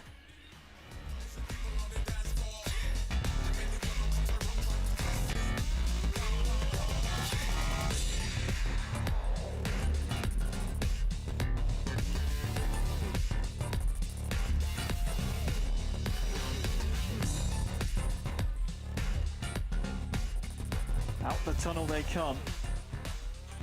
And for Frank, he is ready to take his seat and put on the best show that he can. For Patuksan, it's the second time we're seeing him. Of course, second time we're seeing both of them take the stage, but all the way from Argentina. We cannot understate how impressive it is to see this man come all the way here, having come through the gauntlet in round 4. The likes of Rental, Lamptey, Lux, La Casa, El Misterio, Mendonça in there. It's a tough region. South America is proving to be one of the toughest eFootball mobile regions, Alex. No, yeah, definitely. Every country right there, the community tournament as well. It's giving a big impact from the leadership to the develop of the recent start that we have seen here at the official competition, performing and showing their dreams to one day becomes the best player in the world. And this game, at the end of the day, is always important. No? When you play on the stream, everyone expects you to win. It's a unique opportunity. No one wants to lose in front of your family, friends, fellow mates, rooting for you. And that's a great opportunity for Germán from Patuksan, the Argentinian, and Onyx Frank to show a great version of themselves, or why not, the best one, no? So I'm really looking forward to see a great version from Frank, even if his chances are done into this competition, to show why he is Onyx Frank. No, and on the opposite to Patuksan, nothing to lose, allows to win. We repeat many times this sentence, but that's really the reality, no? At the end of the day, his first appearance, we wish of many in the upcoming future. And why not? To get through the grand final, Harry, it's a massive opportunity for him. It is the beauty of how young of an eFootball mobile is. There's always names for the future that we're going to be on the lookout for. Patuksan and Frank, of course, too, in front of our very eyes now. We will see exactly what they can produce for us, Indonesia versus Argentina. It's going to be a great clash of styles, I feel. And I just want to come back to Patuksen, of course, all the way from Argentina. You said it, Herman, is starting since August 2024. I have to keep reiterating how crazy that is. It is crazy to play 1 month after a world champion was crowned, to then fast forward to this qualifying and in round 4 to beat the world champion. That's an insane turnaround in your first year of competing. No, definitely. No, at the end of the day, it's not easy to repeat at the World Finals. In the background, in the history of the World Finals, normally players qualify to the World Finals 1-2 years because, you know, it's the momentum of your career as a player. But to keep there at the World Finals every single year, as we saw for Etorito and such other players, this is simply impossible. So, I mean, I had my momentum as well. I had my years when I was a pro, and that's it. But you can't. It's not possible to keep such a big career. And yeah, happening the same in mobile. Even the champions are struggling to qualify every single year to the World Finals. The process, the qualification system is so tough, and only the best can go through. Only the best can. And as you can see, they are eagerly waiting for kickoff here. Just taking moments to compose themselves. It's one of the most funny feelings, isn't it, Alex, when you're up on the stage? It feels like an eternity when you're up there, but then afterwards it feels like everything went by in a flash. And probably partly due to the fact 2 trophies are sat in between you and your competitor, just as a reminder of exactly what you're playing for. No, exactly. Let's see now if what I wanted to see now is Herman, no? If he can have a better version of himself. We saw him on the stage on his first game. He wasn't quite nervous, wasn't that confident to combine, to connect with his fellow teammates in game as he usually do, and that's the visible thing, that you need to get the courage, you need to get that confidence, that experience there in the stage to overcome your opponent and play your game style. And that's really difficult. Same happened to Onyx Frank, which we were all expecting a lot from him, and at the end of the day, it's not that easy. Expectations sometimes are really heavy over the players. They are really young, and you know, it's not easy to deal with those situations. We'll see. It's pretty interesting to see what's going on. We are almost ready to go in this match number 5 of the day, the last one on mobile platform before a potential final later on. Because guys, let at home, let's learn a lot of stuff to catch, to learn, to get from this match between these 2 fantastic players, Frank from Indonesia and Patuksen, the Argentinian. You can see they're just preparing now their team lineups and their tactics, ready to do battle. And I personally cannot wait. These 2 have proven time and time again. I mean, just to get to this stage, as you were alluding to, Alex, it's so difficult to qualify for a club event finals. I mean, there's only 6 events in a year. Really interesting. Patuksen has put 2 tight markings on the strikers of Onyx Frank. It's pretty amazing. It's almost mirror formation. The only difference is Correa for Patuksen joining the attack as SS, and Onyx Frank using an AMF, but that formation pretty similar. Bielinski for Frank and Correa for Herman, and it's time to go, it's time to fight, it's time to go for the victory and set the 3 points on your leaderboards. Here we go. Here we go indeed. It is Frank against Patuksen, who has a chance, the Argentinian, still to qualify for the final later on. Frank, sadly, we've waved goodbye to him already, but he will want to prove to the Garuda Nation at home that he is capable of doing the country proud at this type of event. It is Frank in the home strip, Patuksen in the all-changed white strip. And now Frank losing the ball quickly. It's Patuksen on possession. Barella looking for the pass of Dumfries through Marcus Thuram, but Bastoni for Frank. Regaining that ball, missing that header. Could catch it, Thuram, no, Barella, Zielinski. Bad timing for that pass. When he's back to possession, the Argentinian. Mkhitaryan looking for Matteo Darmian, that we haven't seen so far already in this competition today. It's a really intense battle in the midfield to get the control of the ball. But that mirror formation, either of the players using the same tactic, is blocking the passes line so easily. Aslani! Good block. Really good block. Whenever you see that purple power bar, I always say it, you know there's going to be some venom behind the strike, so the block needed to be made. Corner. Here to come. Patuksen, who will no doubt be wanting to push the pace here. That's 5 white shirts to aim for in the box alone. Can he find one of them? Bastoni. Oof. Wide.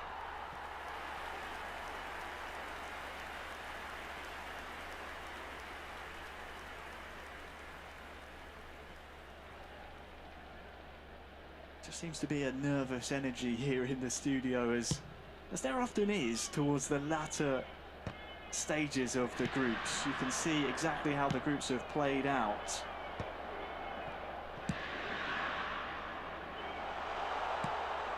Oh, Bastoni has to head that one away towards Dumfries.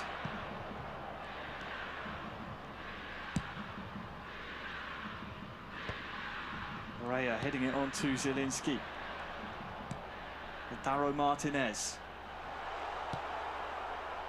All the way back to Jan Sommer. Oh, that's a big mistake though. Marcus Thuram is through and he will score. Frank capitalising on the mistake. Yes, indeed, a huge mistake. You wish it not to happen on you, against you in such a big stage. And it really happened. That's football. Well approached by only Frank. Taking the lead. Let's see the replay. The pass back.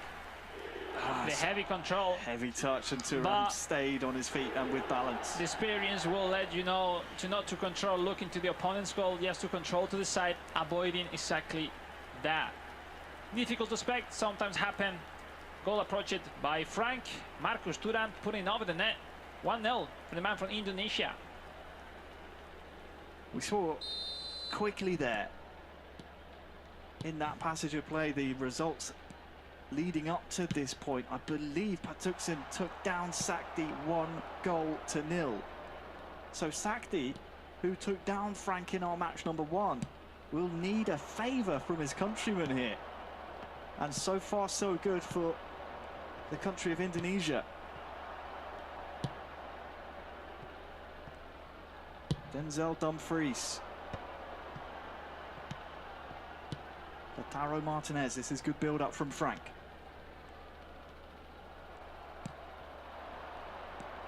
Marcus Thuram. Mkhitaryan. Time for the Argentinian to, well, think about getting one back. Offside that time, though.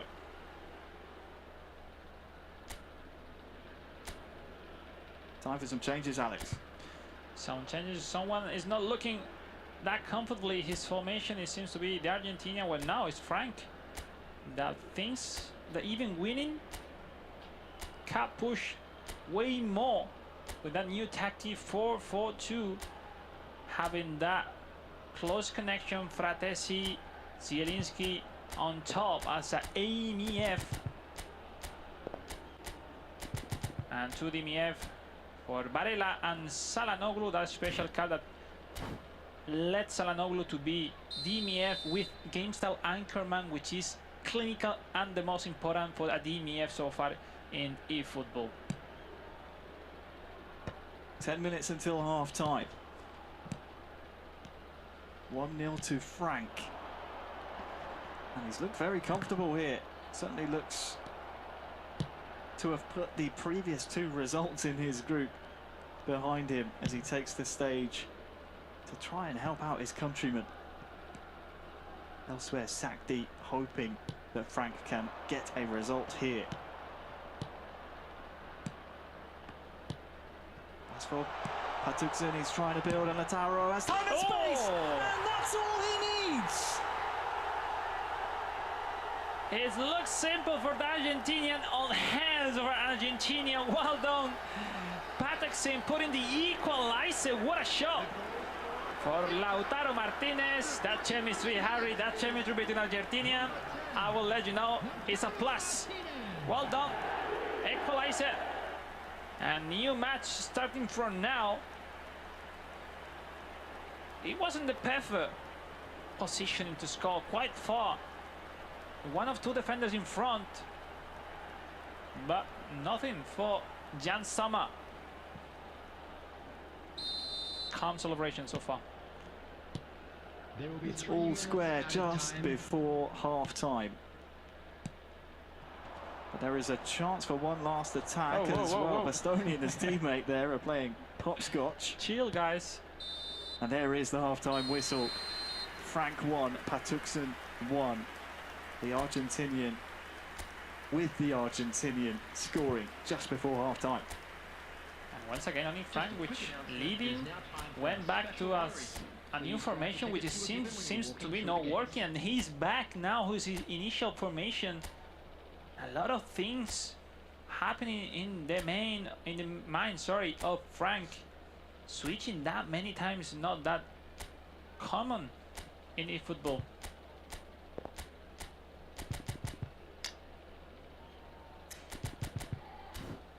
It's time to go. Frattesi to the left side. Is Barrera to the right side? We'll see. We'll see. The Argentinian who comes with the need to win the game and probably force his chances, increase his chances to get through the grand final. Second half underway. Patuksen in the white strip, attacking the right-hand goal here early on.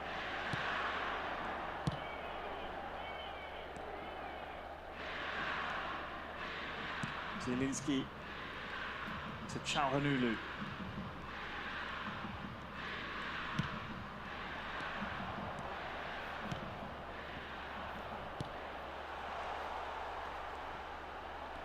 Patuksen almost waiting for his runner there.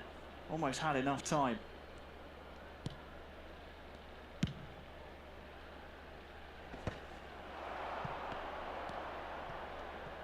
Confirmation of that goal just before half-time by the Argentinian.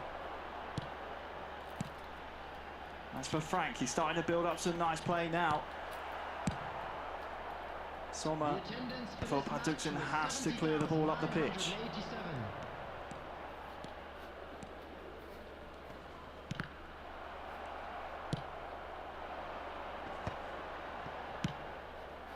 It's been a bit of a scruffy 10 or so in-game minutes. I'm not sure which one that benefits. This should normally happen in the second half, exactly when the game is tied as it is right now. And now the chance comes up for the Argentinian. It's Joaquin Correa, another Argentinian showing up there from SS position. Still not enough. 20 minutes left now. Only Fran on possession now. Putting some pressure at Argentina to regain the ball, but it's impossible. Finally, yes, Benjamin Pavard now quickly going up at the pitch with Lautaro Martinez with a run of Joaquin Correa. Bastoni. Smartly across. 15 minutes left. It's poised on a knife edge here. And a draw that will put the Argentinian with 4 points. With now he wants for more. Correa with the pass in. No, blocked by Carlo Augusto. 4 points virtually now for the Argentina. When now go the counter. Marcos Thuram, Zielinski, the pass back. Yes, he scores. Oh, Nick Fran, the man from Indonesia, leading match number 5. When everything looks like was the Argentinian getting closer and closer, that counter, well approached by Frank to put again for second time in this match the lead. And just 10 minutes left, Harry. He said last year, I was there watching the World Finals. Sadly, once more, he's having to play bridesmaid here. That's why you see the muted celebrations, but for Patterson, he knows. He knows this was a result that was within his grasp.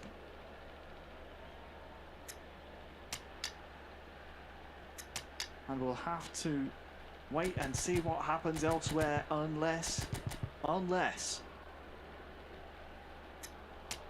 we can see a goal in the final 10 minutes. All the 5 substitutions made. Still one left for the Argentinian. No, finally 5, yes, Don. That has to put something else on top. Switching the positioning of his striker, but still with just 3 center forwards and 1 SS. Offensive for Mkhitaryan. It's kind of interesting because Mkhitaryan, as DMF, has advanced instruction as offensive. I don't know if it's a misclick or maybe it's a trick that he want to use it right now. Patrick Singh, we'll see. Kick off for him, kick off for the Argentinian. And it is Frank who's scored most frequently in this match, with that 1 goal advantage and 5 minutes remain on the clock. Frank has the ball back here. Lautaro skipped past his man. There's blue shirts arriving here as well to maybe secure this result. Arnautovic turns back to Mkhitaryan. Pass is unsuccessful that time around, but there's only 1 minute added on here for Patrick to try and fashion one last chance. It's not forward enough for the referee, and Frank has won the game and played spoiler here potentially. What a win from Onik Frank. Sadly, it will not change his fate in the group, but he will leave with his head held high after that performance. 2-1 the final score, and we wait with bated breath to see what will happen elsewhere. And the reality, no, how tough could be your mind sometimes in terms of, we finally got the victory for Frank when he need the less, no? At the end of the day, after 2 losses, finally coming up on 3rd game with a victory. I mean, yeah, it has to be tough for him when we see the replay of the match. When the mistake now for Herman, it cost him a lot, and we'll see. It cost him his spot into the grand final. Well approached by Onik Frank. After that, we saw a great reaction. Herman started to play better and better. He got the equalizer. But at the end of the day, you know, you need to score your chances. And it happened here. When we saw the replay, the shot by Lautaro. And as I said, in front of such a big player, Harry, if you don't close the game, secure the victory, things happens. And that was that late goal from Frank. Well, he scored the opener, and then Patrick looked like he would be the one to go on and win, but it was this play. Zielinski just holding on to the ball, waiting for Lautaro to shake off the defender. And who else but that man? We've been saying his name time and time again today. It's Lautaro Martinez. Scoring for Frank, securing those 3 points, which will put a bit more credit to his name in the group standings. But as we said, sadly his journey will end here at the Inter-Club event final, Semra. A great game, and Frank really, as I said, can bow out with his head held high. It certainly does put a spanner in the works, doesn't it, for Pattersson's attempt to actually try and stay alive in the group stage. I expect we'll see it here and now. Yes, it's just over my shoulder, so let's try and see if we can zoom in on that group stage. There we go. Right, let's see where we're at then. So for mobile, we've got Abremashvili, who's still in pole position with 6 points. Frank, as you said, can bow out with at least 3 points to his name. Sakti, who's going to be up next, has a brilliant opportunity here to actually claim that spot that will put him into second in the table. Then Patuksan also has 3 points to his name as well. So we've got a three-way tie there. But we'll see if Sakti can change things up then, as it were. And for Consol, Henriquinho, Arduolazo, as we said, those two are already in the grand final. They'll be playing each other now, actually. I guess you could say that it is a nice little friendly warm-up, if you will, for the real game that's going to give them the ultimate prize later on in the day. But why don't we go ahead then and focus on the next match that we're actually going to see then, which is the table topper, Apriamashvili, against Sakti. Sakti Nico, which is like a final, no? Sandra Harry, Sakti comes with a need of draw or win the match to go to the grand final. Nico, which is, I do my job. Let's see how sharp get into the last match of the group step, because job is done for him. He's qualified into the grand final, but we'll see who will be his opponent at the grand final. I mean, it's been so tough and tight in this group. Wouldn't surprise me to see Sakti, who had a bit of a slow burn throughout this group after winning the first game, then falling to Patuk. I mean, they've all taken points off of each other. The only man standing above everyone else is, of course, the Georgian Apriamashvili. So looking forward to seeing if he can go throughout the groups undefeated, or if we will see Sakti get the job done and punch his ticket in that grand final. We'll see. What is it that you've liked most so far from the Jordan? Well, no one expects nothing from him. Even his competitor doesn't know about him until now, you know, because they were testing each other, they were practicing, but I think no one expected him to perform that well. We have seen many times, group stage one thing, the finals is a different story. So let's be calm. It's good to have him in the final, but he needs to be ready. He needs to save some energies, because the most important thing is the next game, not the next game, the grand final. Yeah. All right, well, let's get to it then. Sakti versus Apriamashvili, the final match of the group stage.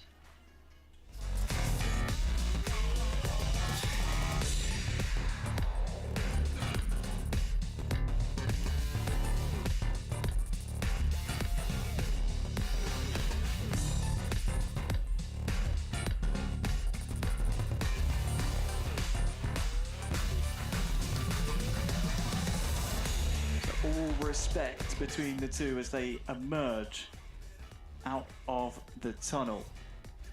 One man already guaranteed to be there. He's on your screen at the moment. 22-year-old Nika Apriamashvili up against Sakti from Indonesia, who needs some kind of result in this match, Alex, in order to continue his dream of becoming the champion here today. Sakti, who is always so nice to chill, to hang out with him. He's a really funny person, smiling, joking every single time. In the other hand, Nico, more calm, more focused on his stuff to do, which is, perform in eFootball Mobile. Will be an intense match. Sakti came just for the defeat against Patuksan back in the training room, so he needs his best version right now in front of someone that seems to be unstoppable today so far after winning his both previous matches. So Harry, how mentally will be the strength, the intensity of Nico in front of someone, which is Sakti, that needs his best version so far to get to the final.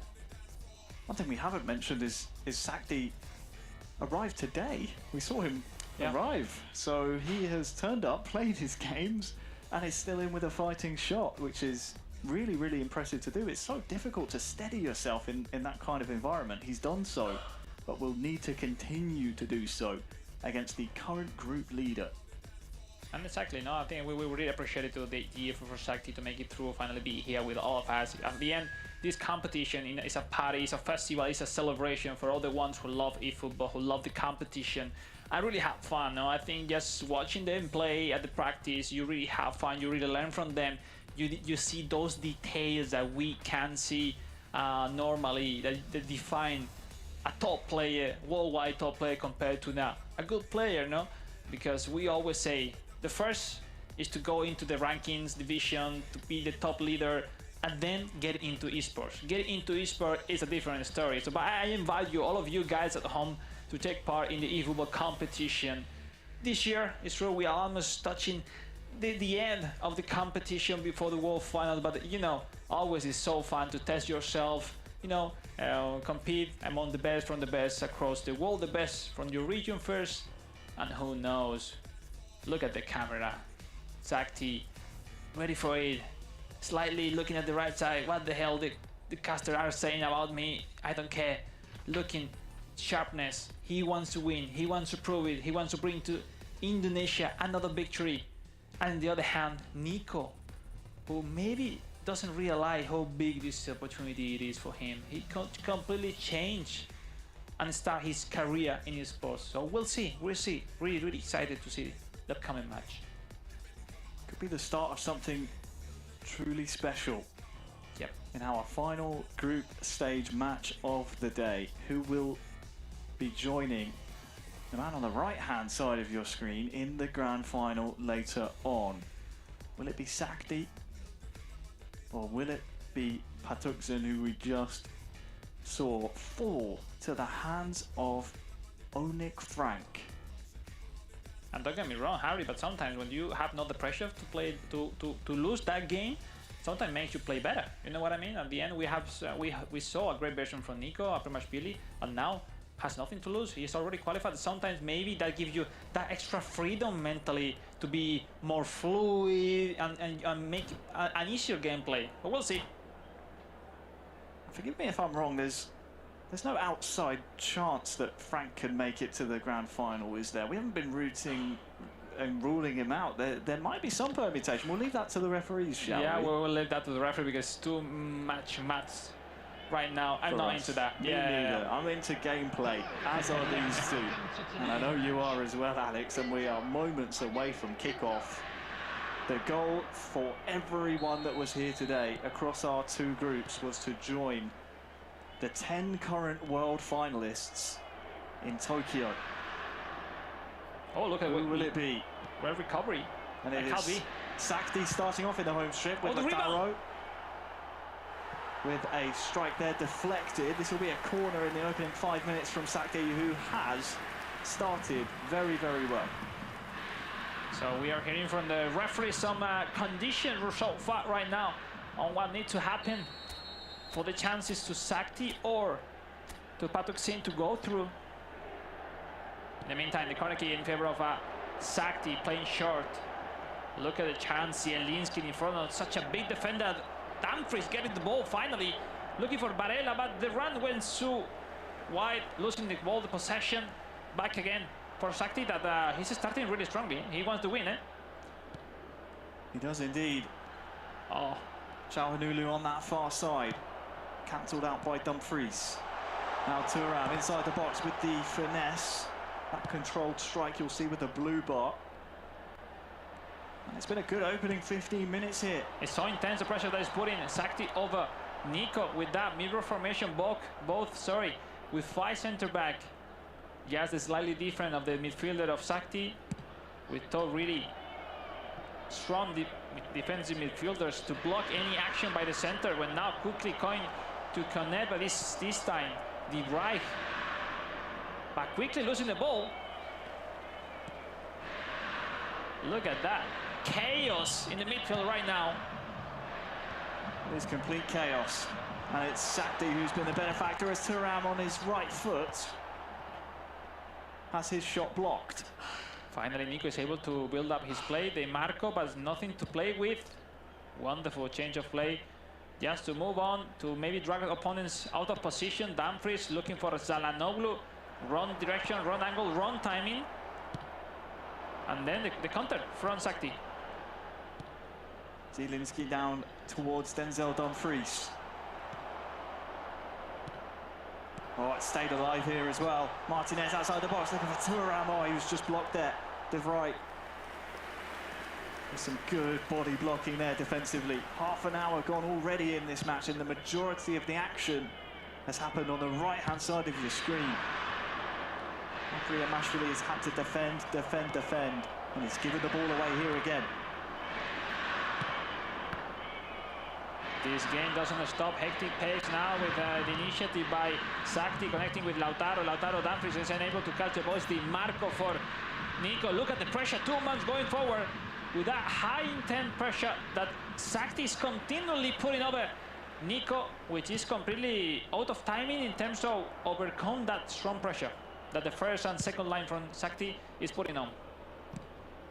It looks completely different to the man we saw earlier on take on Patuksen on the stage. Of course, a 1-0 victory that time, but he's coming forward here. And right as I say it, we were asking. The man we know and love. It is Nika Apriamashvili scoring first against the run of play to open the scoring towards the end of the first half, and that would be miserable for Sakti.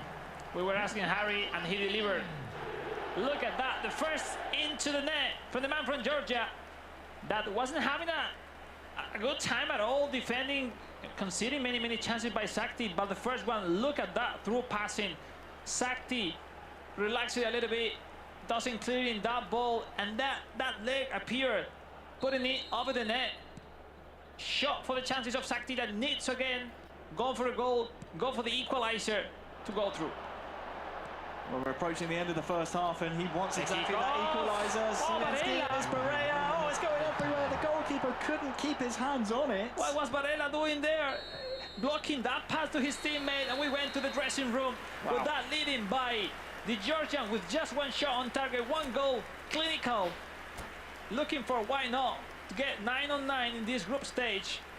If we are not wrong for the moment, this score is still putting Sakti into the grand final. A potential victory by 2 goals of Nico Apriamashvili will qualify the Argentinian Patuksen to the grand final. So drama till the end of this match, now the 6th. Anything can happen. For the second half now, and they've swapped sides. Nika Apriamashvili attacking the right-hand goal. He wants that 2-goal advantage. He wants to finish the group stages flawless. So far, so good. De Vrij here. This is for Sakti in the home strip. Di Marco. Marcus Thuram has De Vrij for company. We'll come back for Sakti here, and Zielinski is trying to fashion a play that would move the offense. This time it's Barea's chance. Martinez, that could be no. Pushed around. Nice, I love the intensity, the combination, the way to move from right to left, finding that through pass in for Marcus Thuram. Left foot, obviously, not the best position angle, almost, and well saved by the keeper, Jan Sama.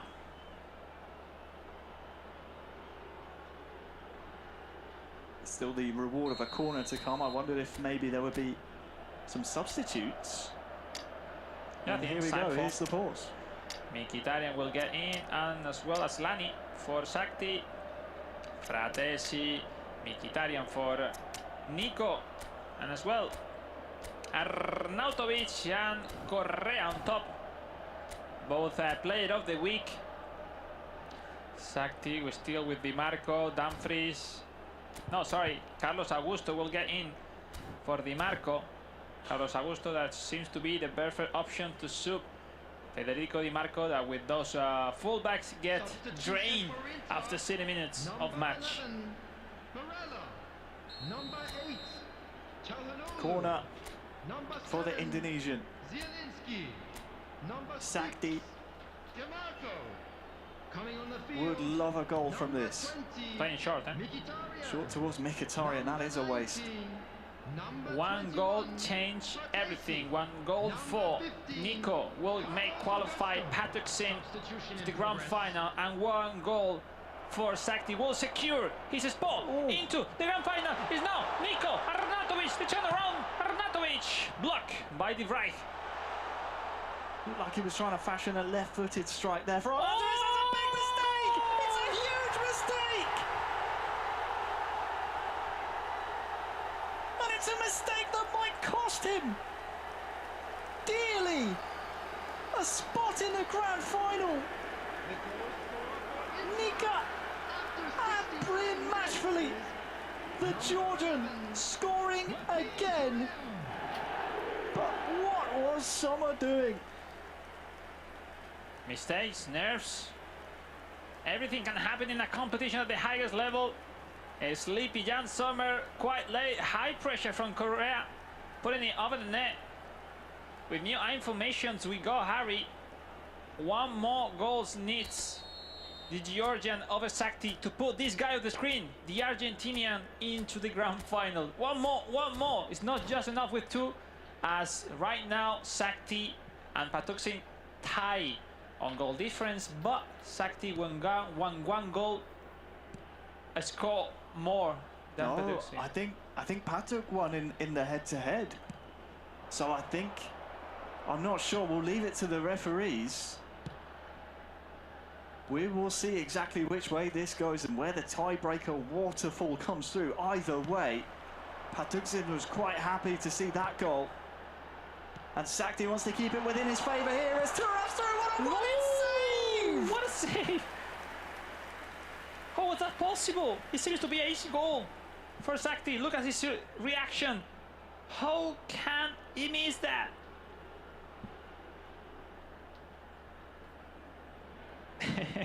Now with the screen of Patuksin smiling from what could have been the end of his chances to go through. 15 minutes left.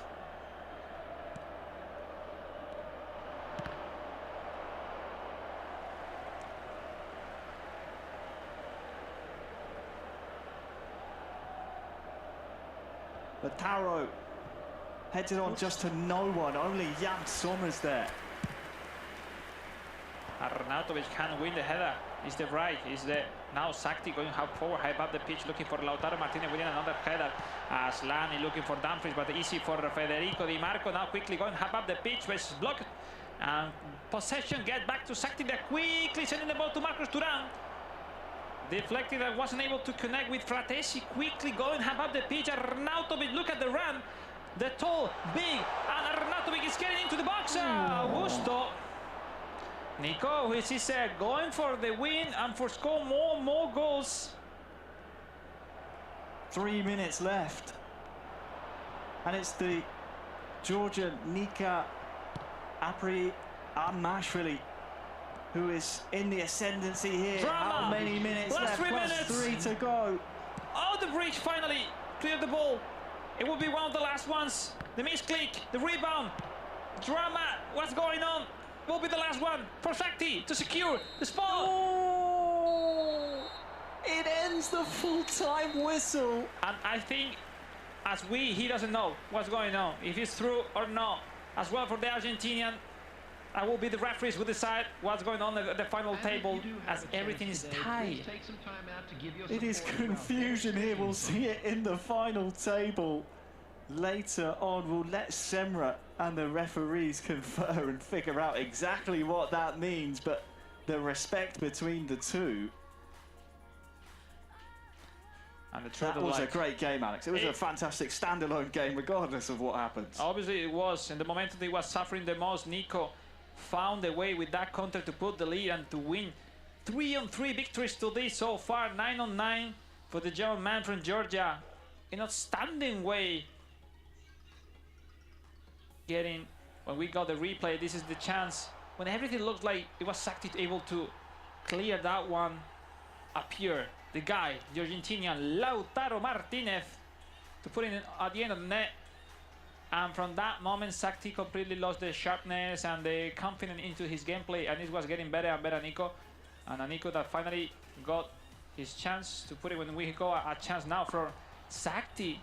Varela, quite envy getting the ball from it, the rebound, and now here, the moment of the game, Jan Sommer with a pass. Too much time. Yep. Took way too much time. You don't expect it, definitely.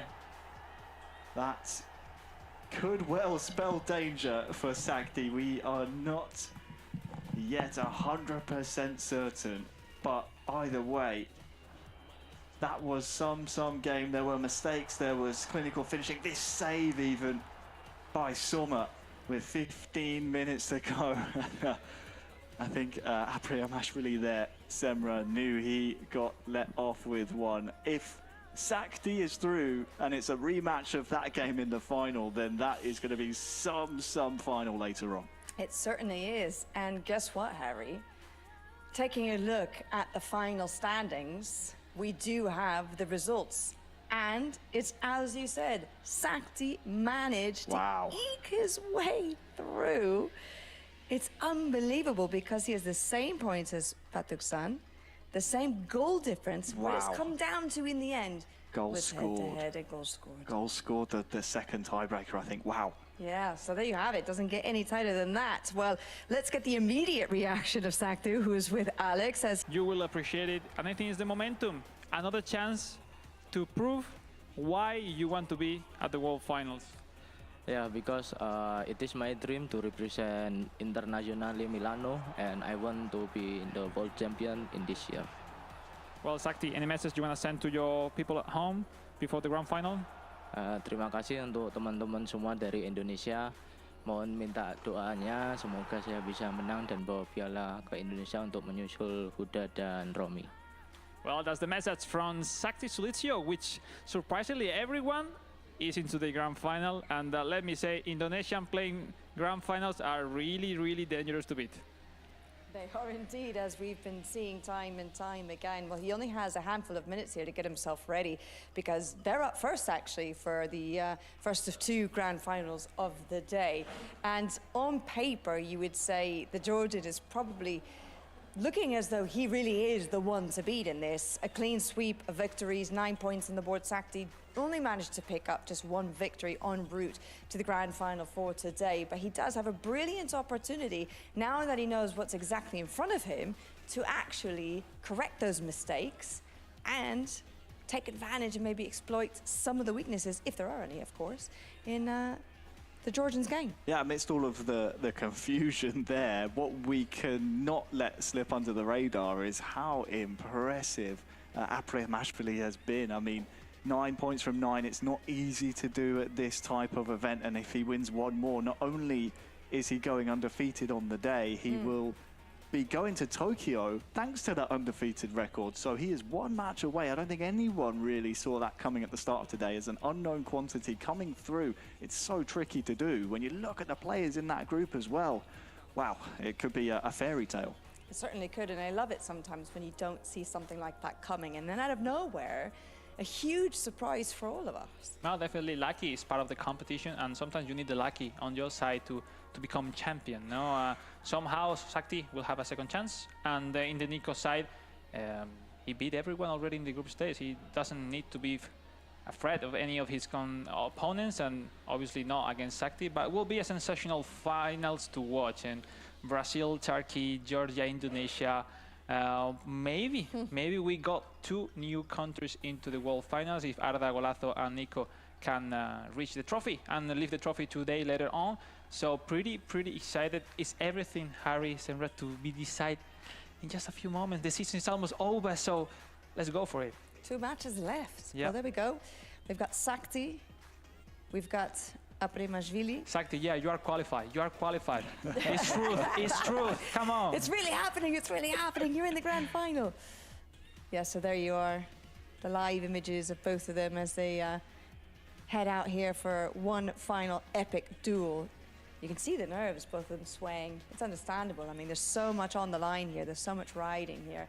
It really is exciting, though, you have to say. It's very exciting. It's what we as competitors, commentators always look forward to. It's these do or die matches with everything on the line, especially at this end of the season, the business end.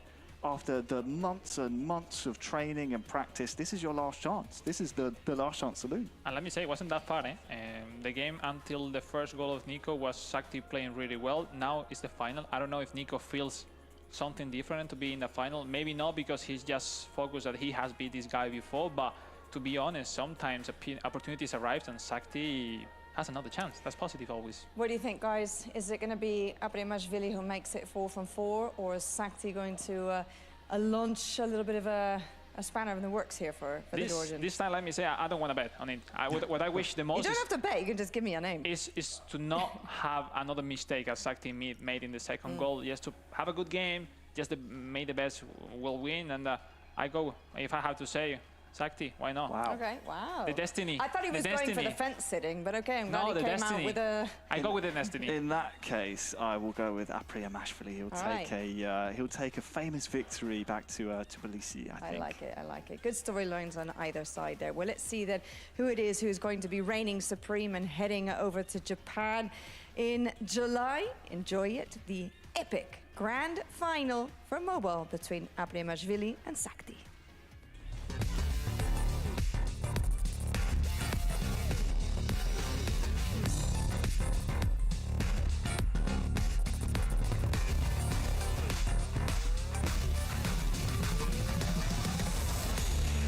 Grand finals time. The final grand final of what has been a long club event season for the eFootball Championship 2025. Inter Milan, the famous blue and black shirts, will be donned in Tokyo for one of these two great competitors. Apriamashvili, the 22-year-old Georgian, who has come out of nowhere onto people's radars here in Milan, going up against the Indonesian Sakti, the man mostly known for console play, plying his trade for mobile, having just lost this match, now has a chance at redemption for the ultimate prize to represent Milan and join his Indonesian friends, his Garuda brothers in Tokyo, of which there are already 3 off the top of my head. Alex, what a game we have in front of us for all of the marbles. Wow, what a day it's been. The moment has arrived. That's the point. That's the point. How long was the trip for these guys to make it through Milano?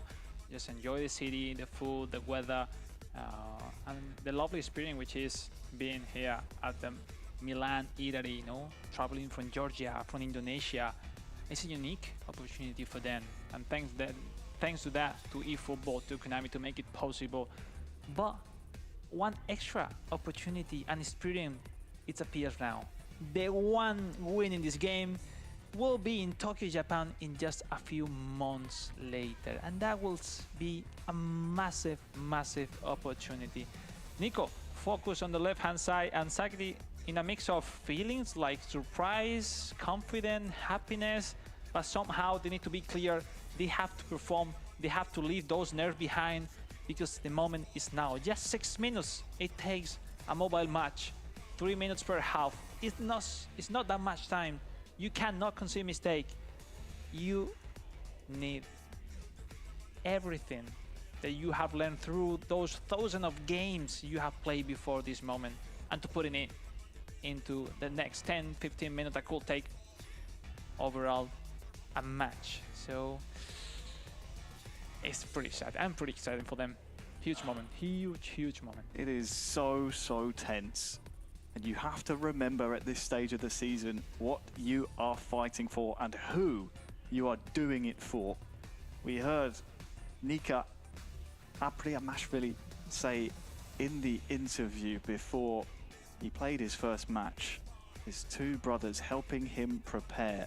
It's been a challenge for him being far from home, but he wants to do it for them. He remembers all of the people that got him to this point. As for Sakti, he said, well, I went to Tokyo in 2023, but I didn't perform as I would have liked.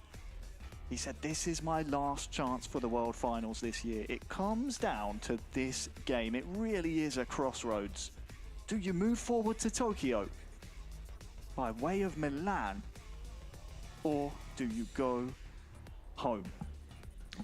That's it. That's the competition, Harry. Talking about brothers, why not? Surely the brothers of Nico has to be in a really close level to him, and I'm seeing how strong he's coming into the competition. Why not having one of these brothers in the next season, as we saw with Chonkata, Jamon, Those Thailand brothers performing so well. We saw in the past the Polish brothers, Silo and Ostribak. When we go through the grand final, tactics gone. 5 center back in any of the side, similar formation.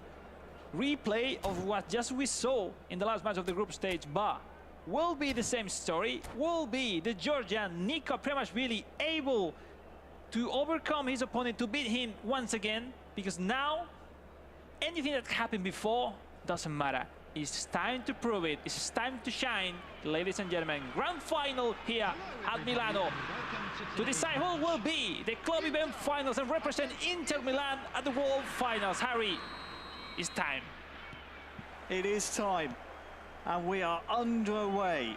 The undefeated Apriamashvili in the Inter blue and black home strip.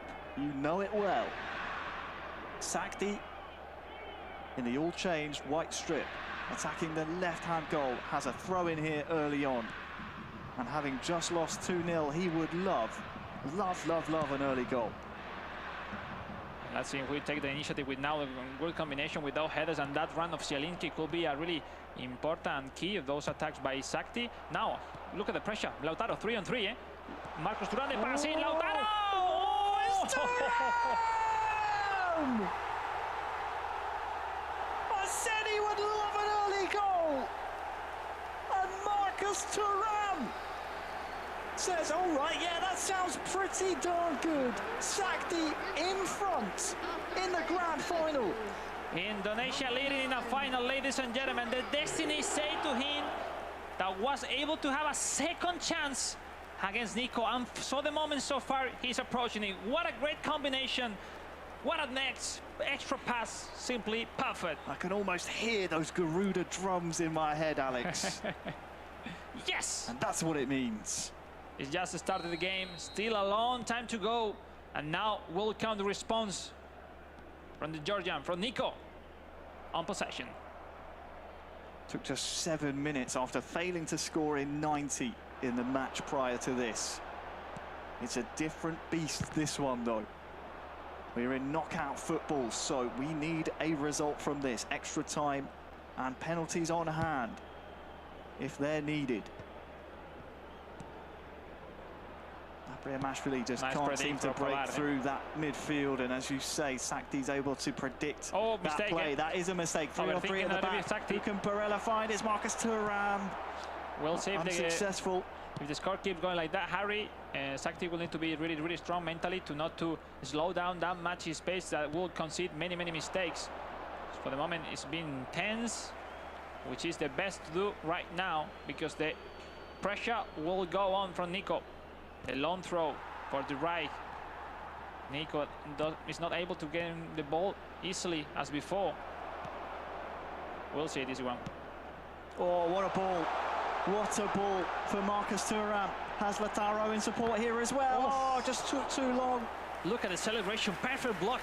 How close was that? If the pass go through, it's 100% goal.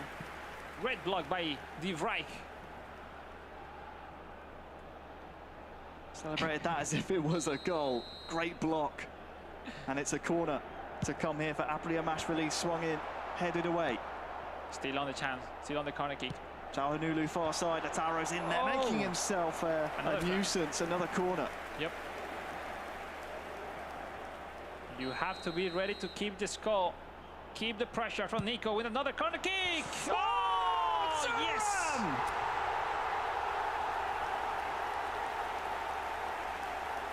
What an equaliser! A perfect corner kick! Delivered inside the 6-yard box, headed home by Marcus Thuram. And we saw the smile, Harry? We saw the smile like, hey, finally. Finally, after 2 or 3 attempts, finally, with that wonderful header, Marcus Thuram putting the equaliser for Niko, who get back on track, putting the equaliser and showing why he won 3-on-3 at the group stage. All square in our mobile grand final. Sakti now. It will be a really fun final. Let's see. Within the first 30 minutes, it's certainly been fun. No doubt it will stay that way as the nerves ramp up and that time ticks on. DeMarco here for Apriamashvili. Great ball, eh? Somehow the Marcos Thuram is making some wonderful EA movements. Oh, the mistake. Oh, that's a big mistake, and Lataro's there trying to get on the end of it. Shalhanulu finally is able to fix it. Sakti and now runs high above the pitch but losing the control. No timings, no accurate passes. We'll see if that forced a mistake or no. See, well, since conceding, it's nerves happening. Apriamashvili has been in the ascendancy. He would love another goal before half-time. Marcus Thuram turns in the box. It's Lataro!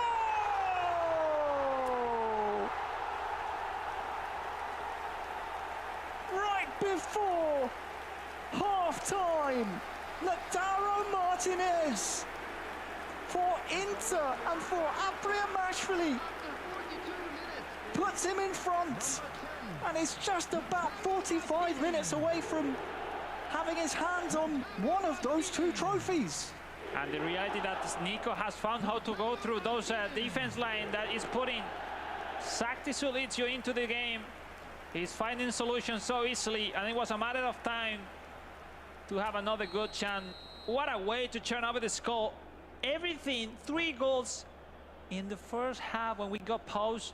When you got some substitution, is Sakti making some changes because he can't stop the Georgian. He can't stop Nico Apriamashvili, which is leading, ladies and gentlemen, the grand final.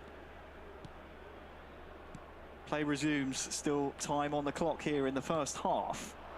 Zielinski is really making himself a nuisance. 3 minutes added on. It's Apriamashvili who wants to just go forward and attack defensively.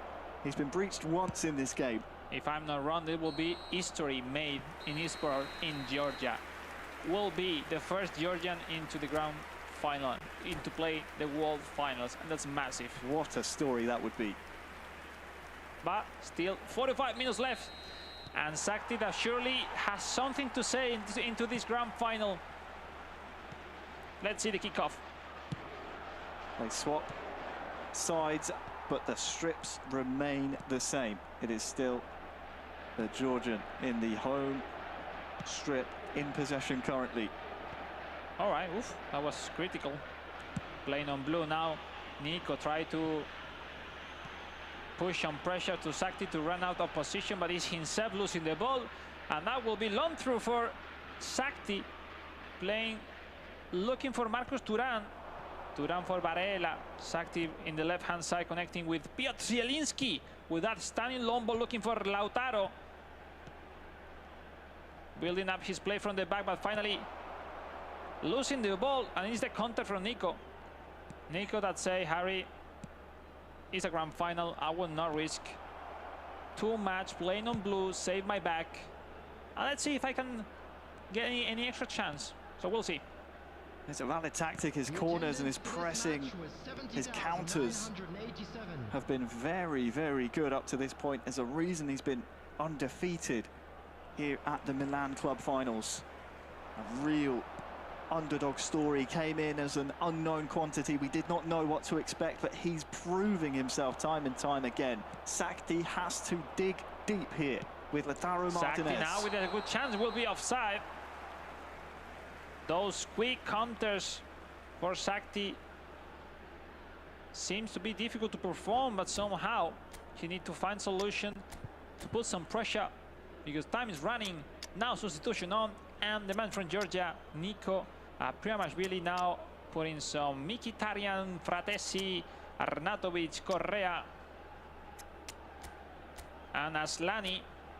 On the other hand, we see Sakti with Mkhitaryan, Fratesi, Aslani, Carlo Augusto, and the missing change won't be made.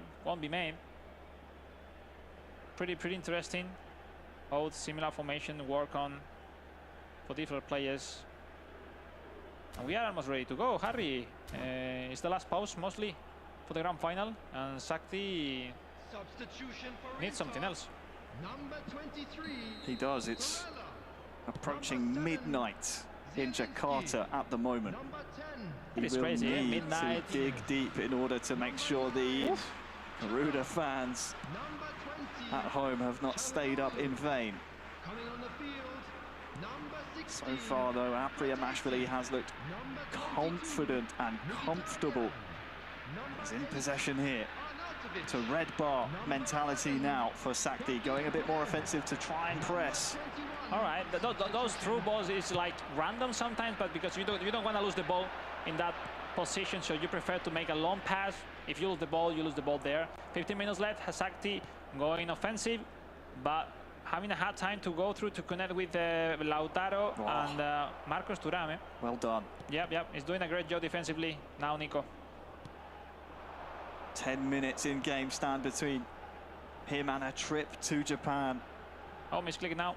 That will be a chance of Sakti. Dumfries is out of position, but look at that defensive run by Fratesi, forcing the mistake. Samar, oh my goodness, I was... Not like that. You don't want that to happen at this stage. Heart attack. 5 minutes to go.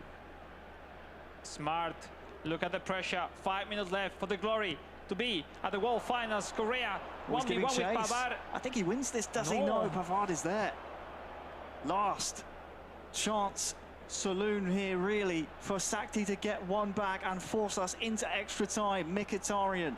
Lautaro back to Enric Mkhitaryan. He's dispossessed by Pavard. There's only 1 minute added on, and the ball crosses the halfway mark. And Apriamashvili celebrates because he will represent Inter Milan at the eFootball Championship 2025 World Finals. Georgia, stand up, because your man is champion of mobile here today. History is made, Harry. We were almost saying at the same time. Lovely to see Nico Apriamashvili, well deserved, winning every single game so far he has played today.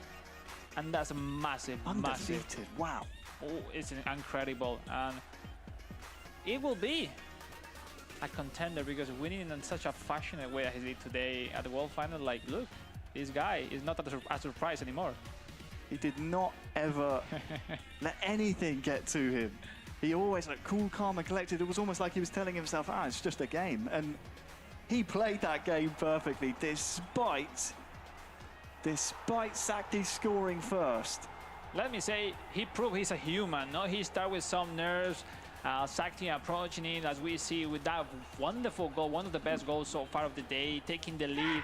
Look at the celebration. Sakti saw that potential victory after that goal, but somehow Nico came back with everything under control and put his rhythm, put his pace, and was unstoppable for Sakti, who did his best, did a great match, and he has to be really proud of his performance so far. He did, and you know, competition, that corner kick changed everything, no? Because with just 25 minutes played, 1-1, give another prospect to the final, and from that moment, Nico was the best.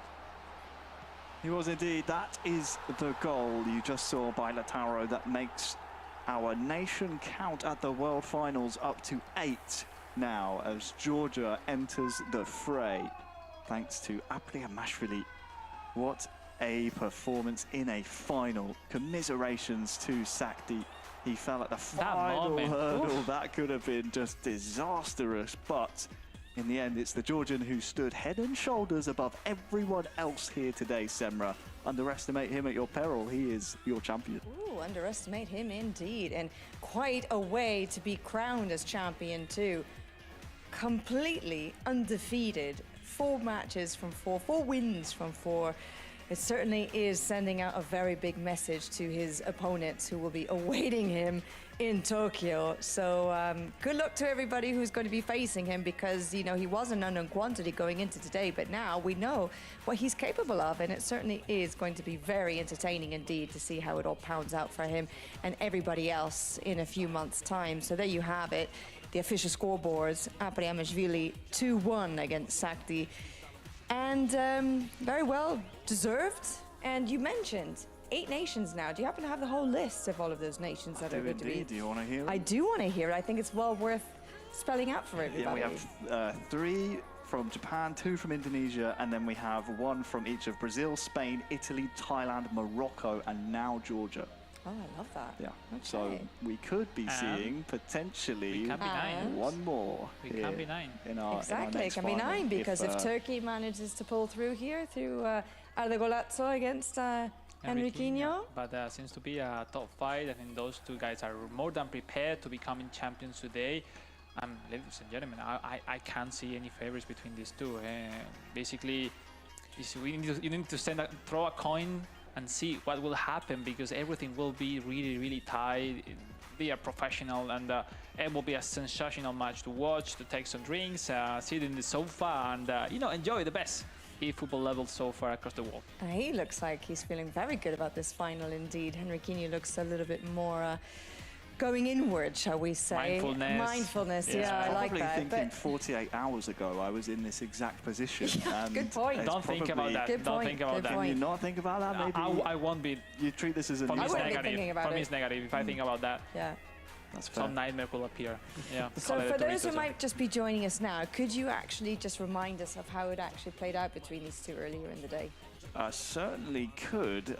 We didn't see it on the stream, We didn't get a of chance course, to see but I'm not actually sure what the result was there, because it was we elected to watch the resumption or the conclusion, I should say, of the mobile group stages to see who would qualify there. But I heard it was 4-1 in favour of Henriquinho. Ooh, he's on fire today, isn't he? Yes. 5-1, wasn't it, in his opening fixture? Let me I don't say, remember. I won't rely on that score, because players should be really, really smart. Like, I will let you win to take other confidence, and now you will see later on in the final. I don't know, mate. That's 9 Everything's goals possible. he scored That's already the point. today. That's the point. I That's the mean, point. You're right. You're right. He came with a mission. He came with a mission, which is to be the one lifting the trophy, just missing out the other day. Let's see if he's able to do it then. It should be an absolute blistering clash then between Henriquinho and Arda Golazzo.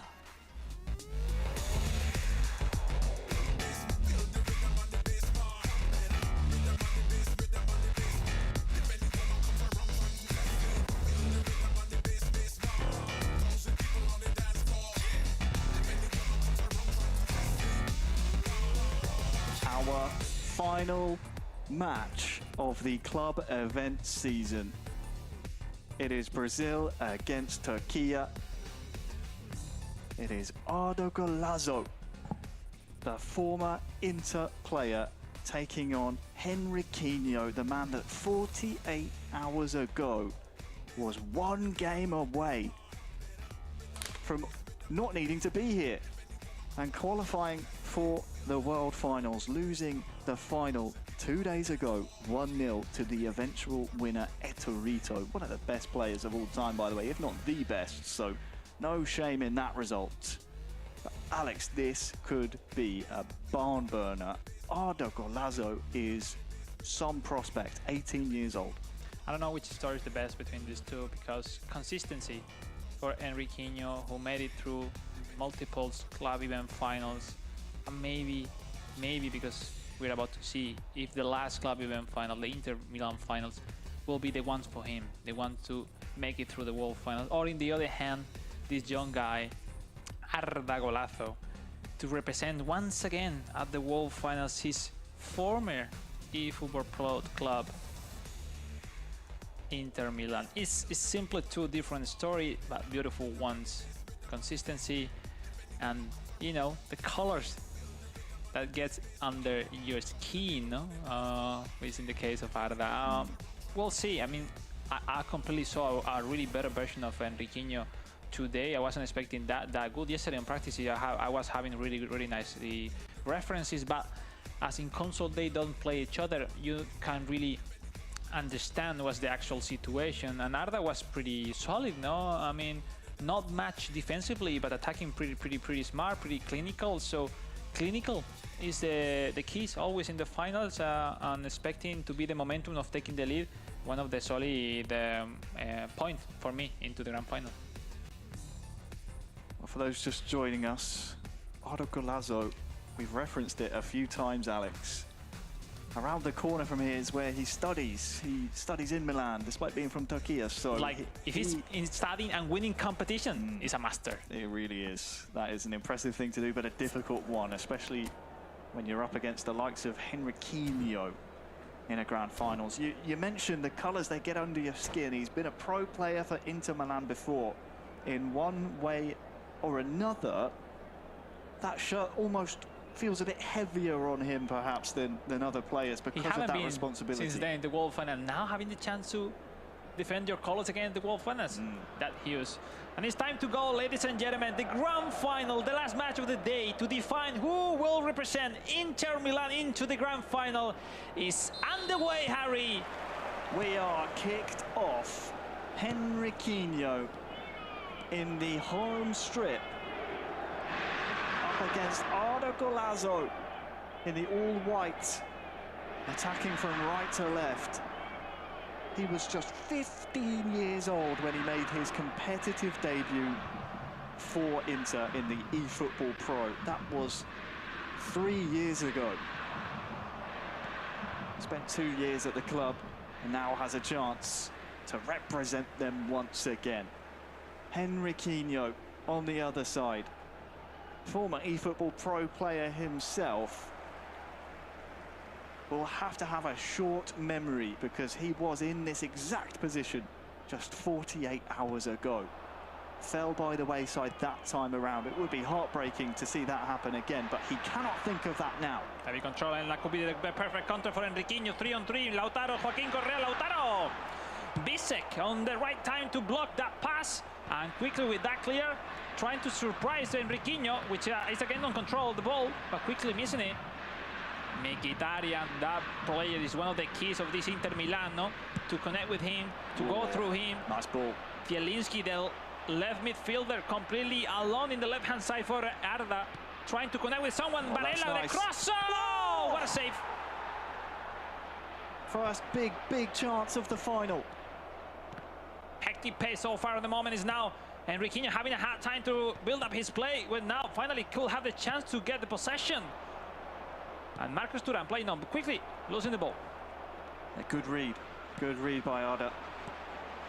On national duty for Turkey, they took a lot of pride in their defensive the space work. is there. Look at this, nice save, but it's not enough. Arda Golazzo in front. Here in the grand final, Lautaro again. Pretty smart formation so far for Arda Golazzo.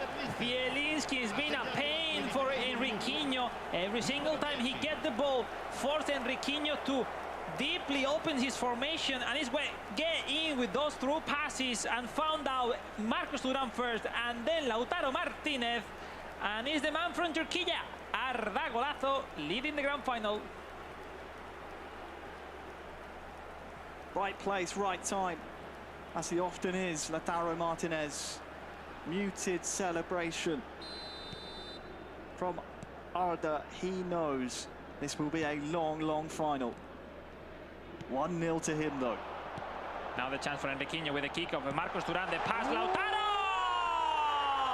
Samba in the kickoff for the equalizer of Henriquinho. Enrique Mesquita, ladies and gentlemen, with a fast response, back on track.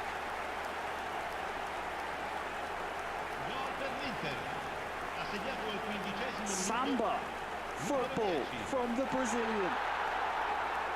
Did not want to be behind for very long, immediately following the goal. He made his goal for the time today. He's overconfident with that turn, without the sprint, with Marcus Thuram, and that pass is like if Thuram has 99 of pass, wonderful executed. Easy for Lautaro Martinez at this time. For Henriquinho, put the ball at the end of the net, 1-1. Let's restart the final, here we go. 1-1 as you were. The reset button hit, but I think that one will sting for Arda. I was just saying moments before his goal, Turkey, their players, they like to be defensively strong. Think of Mujahid, of course, national teammate of Arda, time and time again. Has to defend this as well as Henriquinho has him within his sights here. Lautaro on the turn into the box, fakes once, fakes twice, is tackled eventually and cleared.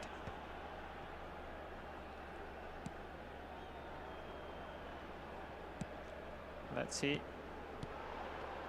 if Henriquinho can control the ball and find the space behind. Correa! Para Brazil! Henriquinho!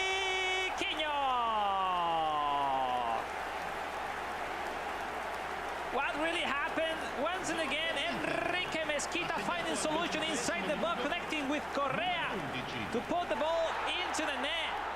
What a way to turn over the score, to turn over the tables. Brazil is leading, Harry. Wow. Really nice touch in the box, the heavy touch backwards. Catches the defense off guard. And I think these two knew there would be lots and lots of goals in this final. No one celebrating too early. But from 1-0 down, Henriquinho leads us here.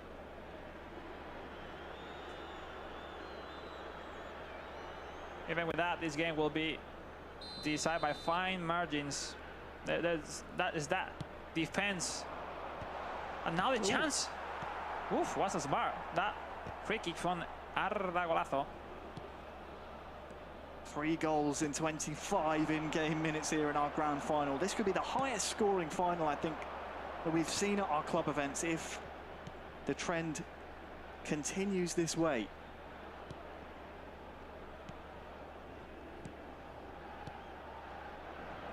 Zielinski. Let's see if that second goal is a game-changing moment for Henriquinho for the final. We will have the response for Arda. Great recovery. Very good tackle. Yep. That's not enough, eh? No control now at the moment so far. 15 minutes left of this first half. Now Arda connecting back. Really tight. The markings from the defenders of Henriquinho. And now with some time for relief, the mistake appeared for them. Arda. The counter, Lautaro. Oh, can't get onto it first. Sommer surviving the chances of Arda into this final. A potential third goal will put really difficult chances for Arda to bring home the trophy. He set up his inter-team really well, Henriquinho. You can tell there's barely any time on the ball for Arda to try and make things into his own hands, into his own game plan here. And wonderful build-up play. Well, better defense. Yeah, he can't weasel his way into open space that time around. Nice holding of the ball by Barella. And here he is on the overlap. You need to connect with someone in the center lines. Zielinski turning around, waiting someone, connecting with Mkhitaryan, Varela for Mkhitaryan, not the right timing, well defended. Now the counter by Henriquinho, connecting with Joaquin Correa, Slani, quickly for Varela, waiting the movement of his countrymates. Half time coming soon. Just under 2 minutes plus stoppages. Great time to get yourself a goal. One of the last chances so far of the first half. Important, really important moment to not to concede in any of the sides right now. 2 minutes added on. Zielinski. Great defense. Will it be a last attack of the half here going the way of the man from Turkey? That's a really nice layoff here to Mkhitaryan. Zielinski's near side. 3 white shirts to find. The equalizer! No! I think it'll be a corner. He got it on time. We'll see. As we saw Mobile, a corner kick was crucial into the grand final. We'll see on console. Oh, he's come a long way. Oh, that's an important touch. And it's kicked into touch. That was 2-1 to Henriquinho going into the second half. That was a pretty smart corner kick from both sides. Henriquinho trying to predict the angle of that corner kick with the manual goalkeeper and somehow running back to touch it again. What a tight match. 2-on-2 chances scored by Henriquinho. And it's Arda who needs to, to step up a little bit to force some extra pressure over Henriquinho, because now is the Brazilian starting the second half of the grand final with that 1-goal lead. That could be enough. This is the biggest 45 minutes of the season for these two especially. It's the final chance to qualify through one of our partner clubs for the World Finals. Arda Galazzo trails here, attacking the right-hand goal for this second half. Henriquinho in possession. Look at the ball, He's finding gaps left and right. Lautaro with the super cancel as well. Over to Thuram. No one could get on the end of it, sadly. That was a nice try from Henriquinho.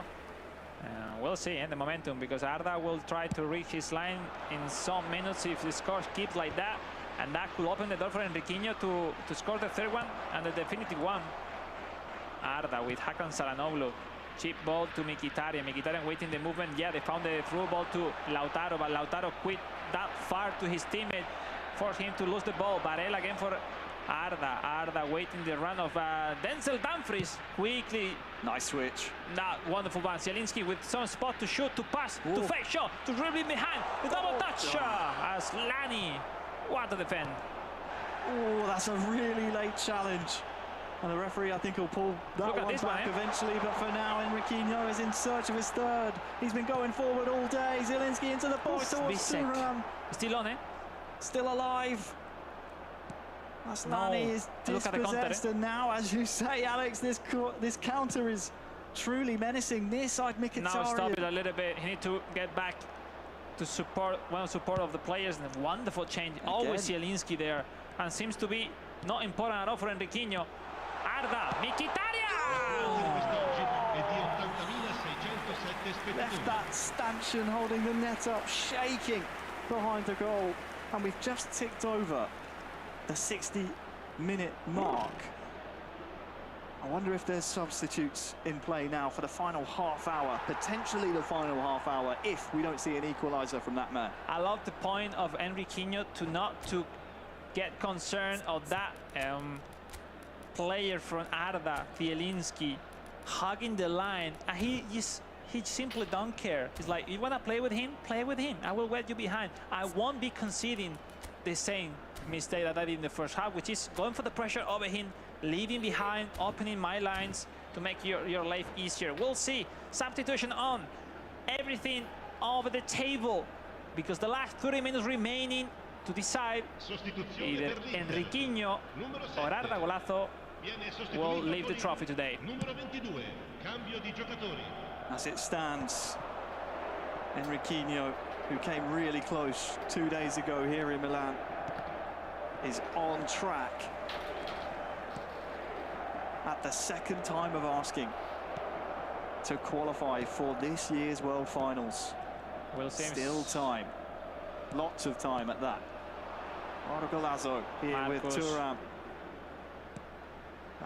He's kept his run going. I think the defender kept his nerve there, followed that run, and it's a corner. They are forcing too much that situation that is pretty predictable by Henriquinho. Good try. We'll see the corner. Front post towards Correa, the knock on. Sadly, no one there. Sometimes you need to do something else differently just to confuse your opponent a little bit. If you try the same action every single time, your opponent could start to read your options and your tactics. Too strong there for Thuram to get on the end of it. Intense final, Harry, like the one we are living here right now. I don't see what's going on. Everything can happen. Details. And I'm thinking on see an extra goal somehow. I don't know for who, but a goal will happen. I feel that. Mkhitaryan, look at the space for him. Arda Galazzo wins the ball back. Martinez and Thuram cutting some lonely figures up there up top, but he's worked it really well here. Correa one-on-one near side, can't quite beat his man with the nice defense. With the feint, really good defending. Almost perfect. Now the long through, Look at that. If it goes directly, I'll play short. Play short. Nice block, Carlo Augusto, the rebound. Okay. Possession for a throw-in. Henriquinho. Really close to that corner flag, but it went out for a throw-in, I believe, and more changes. Yeah, it is needed. It is needed. Now Arda seems to be over the edge into this grand final, putting an extra winger just to put some super pressure over the shoulder of Enriquinho, and just need to save the score, defend those aggressive tactics that Arda is putting on right now. Wow, look at that. Everyone on top. Why not? He thinks that if he wins ahead of maybe with Marcos Thuram, just accumulating many players will be enough to go through over the defense of Enriquinho. We'll see. But the reality is that every single time Enriquinho will go forward, have a lot of freedom to play, to churn, to gain some time, and why not? Score the third goal. He is going to go for it. This club means the world to Arda. Made his debut for them at 15 years old. He would not want to leave anything on the table. Look at the run, look at the spaces now. The new formation of Arda is leading Enriquinho, but now we'll see. Now attacking, Right. let's see if Enriquinho can survive to new formation. Survive, he will have to, because look at the the white spaces. shirt. Into the box, oh, just turned into the defender there. He was opening the way to go through and shoot directly instead of turn and shoot. But that's a first glimpse of that new blitzkrieg formation, if you will, by Arda Golazo. There are that many players during the attack that they overlap each other. Unlucky there from Arda. Enriquinho breathing a little bit. In game minutes, Alex. Final 10 approaching. It's nothing. It's practically nothing. We'll see. 3-4 more action to happen. And now Arda on possession. It's been a good spell for him. Bastoni hasn't had a good pass. He needs to play safe. He needs to play simple. Bastoni, easy pass to Aslani. Now, yes, good nice passing. run. The cross, no. The secondary chance. Oh, it's really scrappy. Still the challenge. Bastoni will recover. Switch opportunity. Doesn't go all the way to the near side here. I think that's who he was aiming for. Oof. Okay, it's okay. Final 5 minutes is on the horizon here. Arda is chasing an equaliser that would send us to extra time. He's doing pretty well so far right now. Enriquinho, the Brazilian, is really close, but here comes Arda. Into the box here with Lautaro. Can he get it right this time? Oh, what a predict, ladies and gentlemen. Perfect predict. Again from Enriquinho. What a prediction. Oh, the mistake. No, that was pretty close. He was like, I know what you're going to do. Please do. I'm here for you. 10 minutes remain. How much stoppage time added on, I wonder. I don't think there will be that much. The 3-4 ball maybe? has stayed in play for quite a lot. There's been no goals in the second half, so let's see what the number is. It's only 2, so it has to go forward now for Arda. Is it the chance? Into the to force the second extra of 2 time now. Has to win this header. He does so. Correa down to the near side towards Dumfries, but from Tacey, he wins the ball, and Enriquinho, I think he can taste the sake in Tokyo. He made it. He made it. Enrique, you made it. For Inter Milan, Enriquinho, champion in Milan. It took him 2 opportunities, but he did not want to let this one go by the wayside.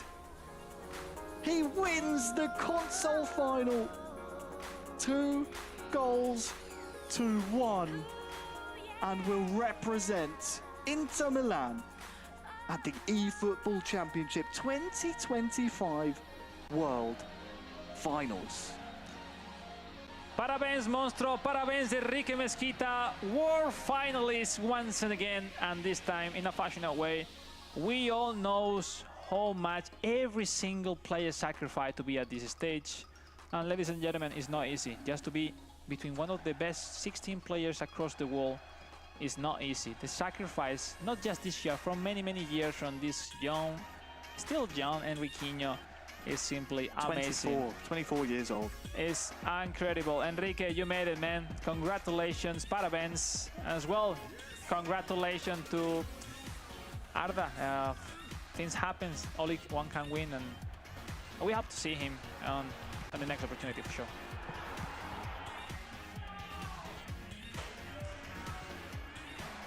This all day long, the fact that it meant so much to him to be here in Italy for his father, the fact that he was able to win in almost some ways.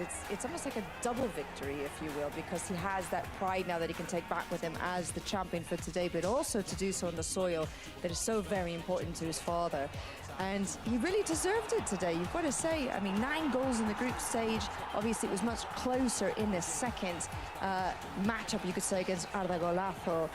But credit to him, hats off, because he really pulled out all the stops for today, and you can see how much it meant to him whenever that final whistle was blown. What is incredible is both of our finalists, our champions here today, both console and mobile, came from behind in their respective finals. Apria Mashvili, of course, conceded first, as we just saw. Arda Golazo against Henriquinho took the first goal. But you're so right, and honestly, if I could speak Portuguese, I would be probably tearing up at the interview that's to come, because I think this means more than anything after all the trials, tribulations to get in. I mean, this is storybook stuff for Henriquinho, with everything you've mentioned about his father, and this is the last opportunity to guarantee your spot at the World Finals. There's a reason we saw all of the emotion, him collapsing, and it's great to see the 2 young former eFootball Pro members embrace there. For Arda, my heart breaks. He has such a bright future ahead of him. He is at least 18, so yes, he has a long career ahead of him. Absolutely, and I can't wait to see where it progresses. Well, there you have it, ladies and gentlemen. We have our champions for the day. I believe Alex is once more with Henriquinho, and obviously his reaction pretty much said it all. But nonetheless, I would still love to get the thoughts of him heading to the World Finals. Well, here we are. Enrique Mezquita, you made it, man. You made it once and again to the World Finals. Can you believe it? ¿Puedes acreditar? Não tenho muitas palavras nesse momento. Estou muito feliz. Eu até comentei com meu pai. Ele perguntava o que eu queria ganhar, qual eu queria ganhar, e eu falei que eu ia ganhar a Inter. Isso há uma semana atrás eu falei com ele. Fique tranquilo que eu quero ganhar o da Inter. Eu jogo muito bem de Inter. E graças a Deus aconteceu. He has simply no words.